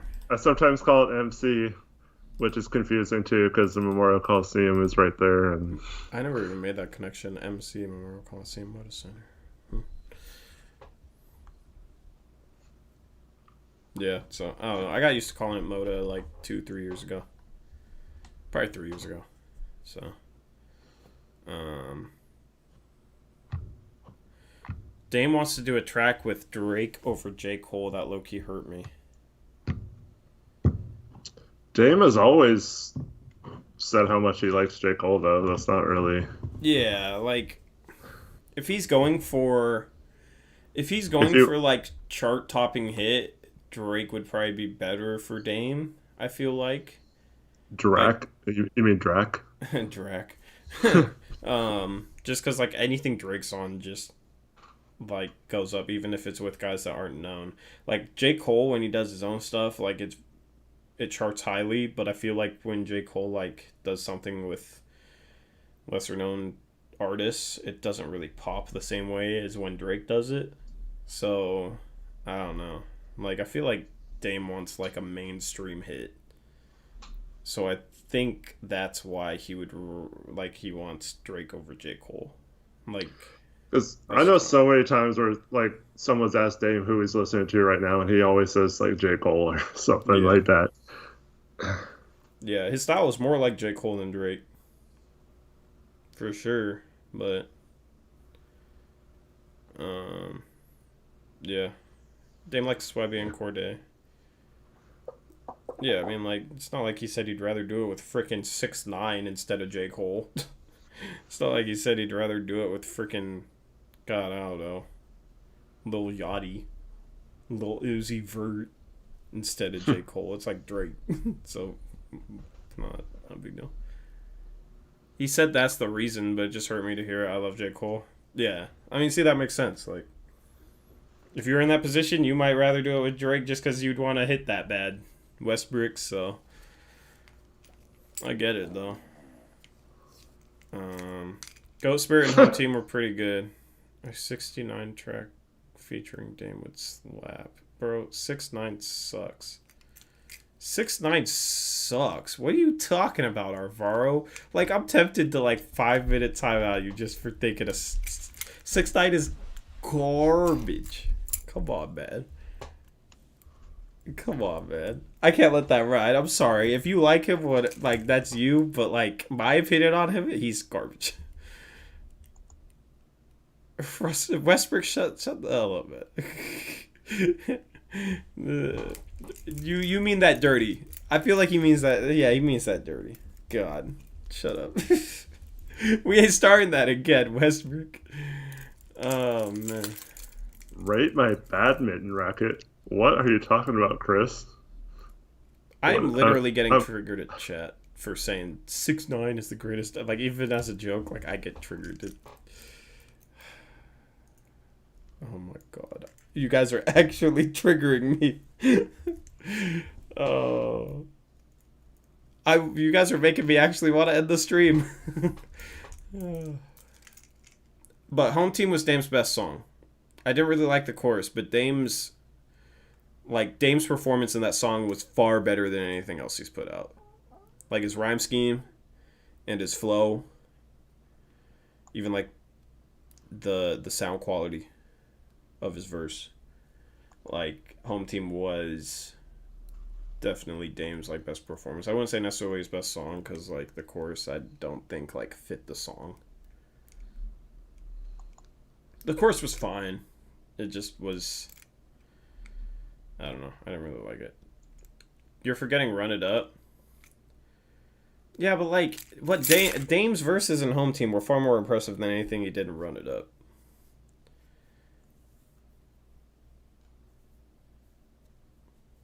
Like, I'm not necessarily judging the whole song. I'm just judging, like, Dame in it. Like, Dame's rhyme scheme and flow was a lot more... He diversified it a lot in Home Team. So, like, when I heard it, I was like, oh, shit. Like, because it wasn't just the same vanilla type of flow that he normally went with. Oh, my God. What are you laughing at? I just listened to the two things Shervin's sent us. What? The ones you said you weren't going to play. Oh my God. I just saw the second one. What the hell are you sending me, bro? Trey would actually said that on the air. Oh my God. Oh my God, man.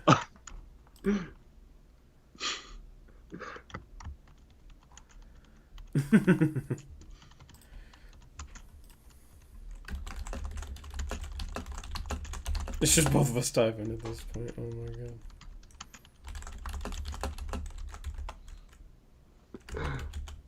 God.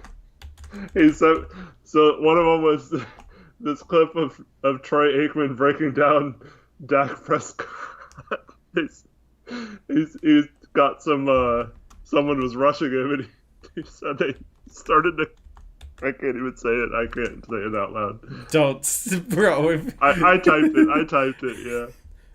Why? Troy Aikman actually said that. Oh my God.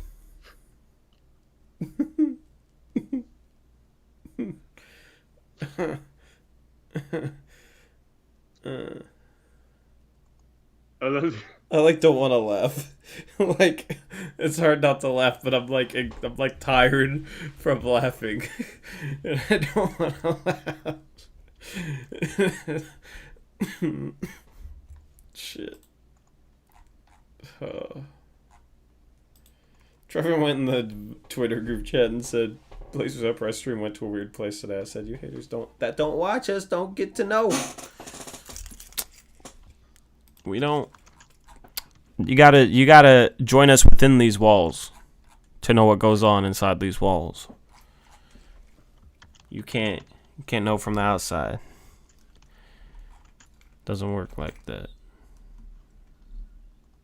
Anyway, I'm gonna shut down the stream because it's one. Fucking one. Oh, hold on, that's it. What, bro? This is the opposite. I want to get off, and you like keep going. It's real quick. Let me just type out what Jason Terry said on this. Oh my goodness. Shervin should just tweet it. He could get some followers right now.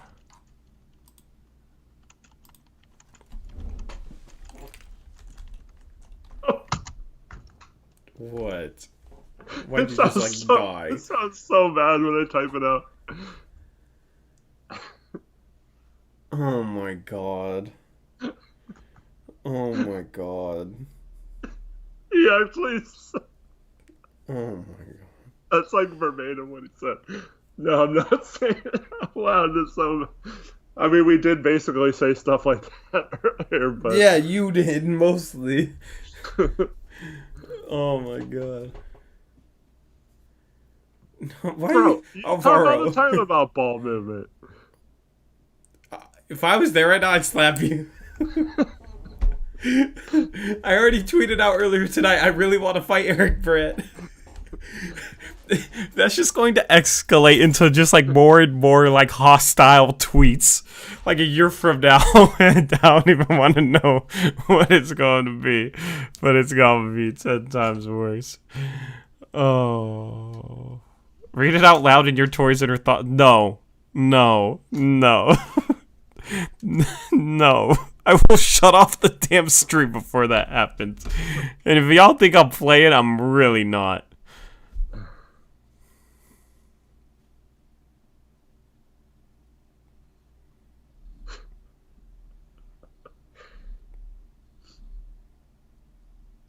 Shervins, it won't let me add you to the Twitter group chat. Where'd you go, Tori? Hmm? You mute yourself? Oh, no, you're there. Did Shervins get, like, banned from it or something?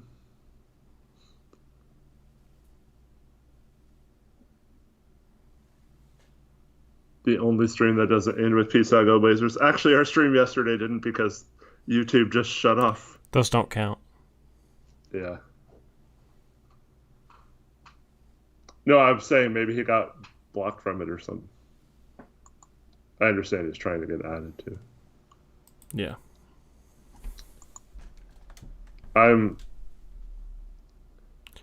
Alvaro, what? I wish YouTube's just having a lot of problems right now, and we're having to stream basically just by starting the software to stream, but there's no way to start or end streams through YouTube. And it just lagged out, and then it ended the stream for some reason, and we were done. Yep. So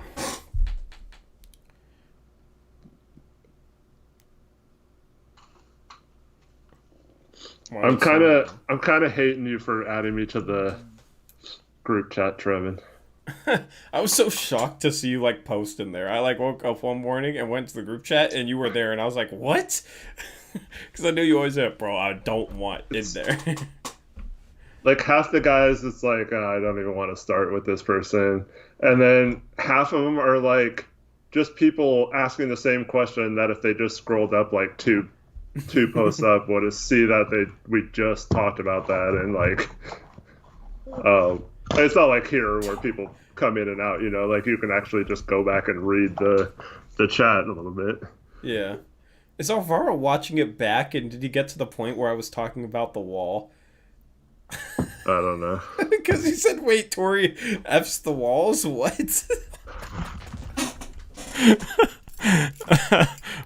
That's the only way that would make any sense.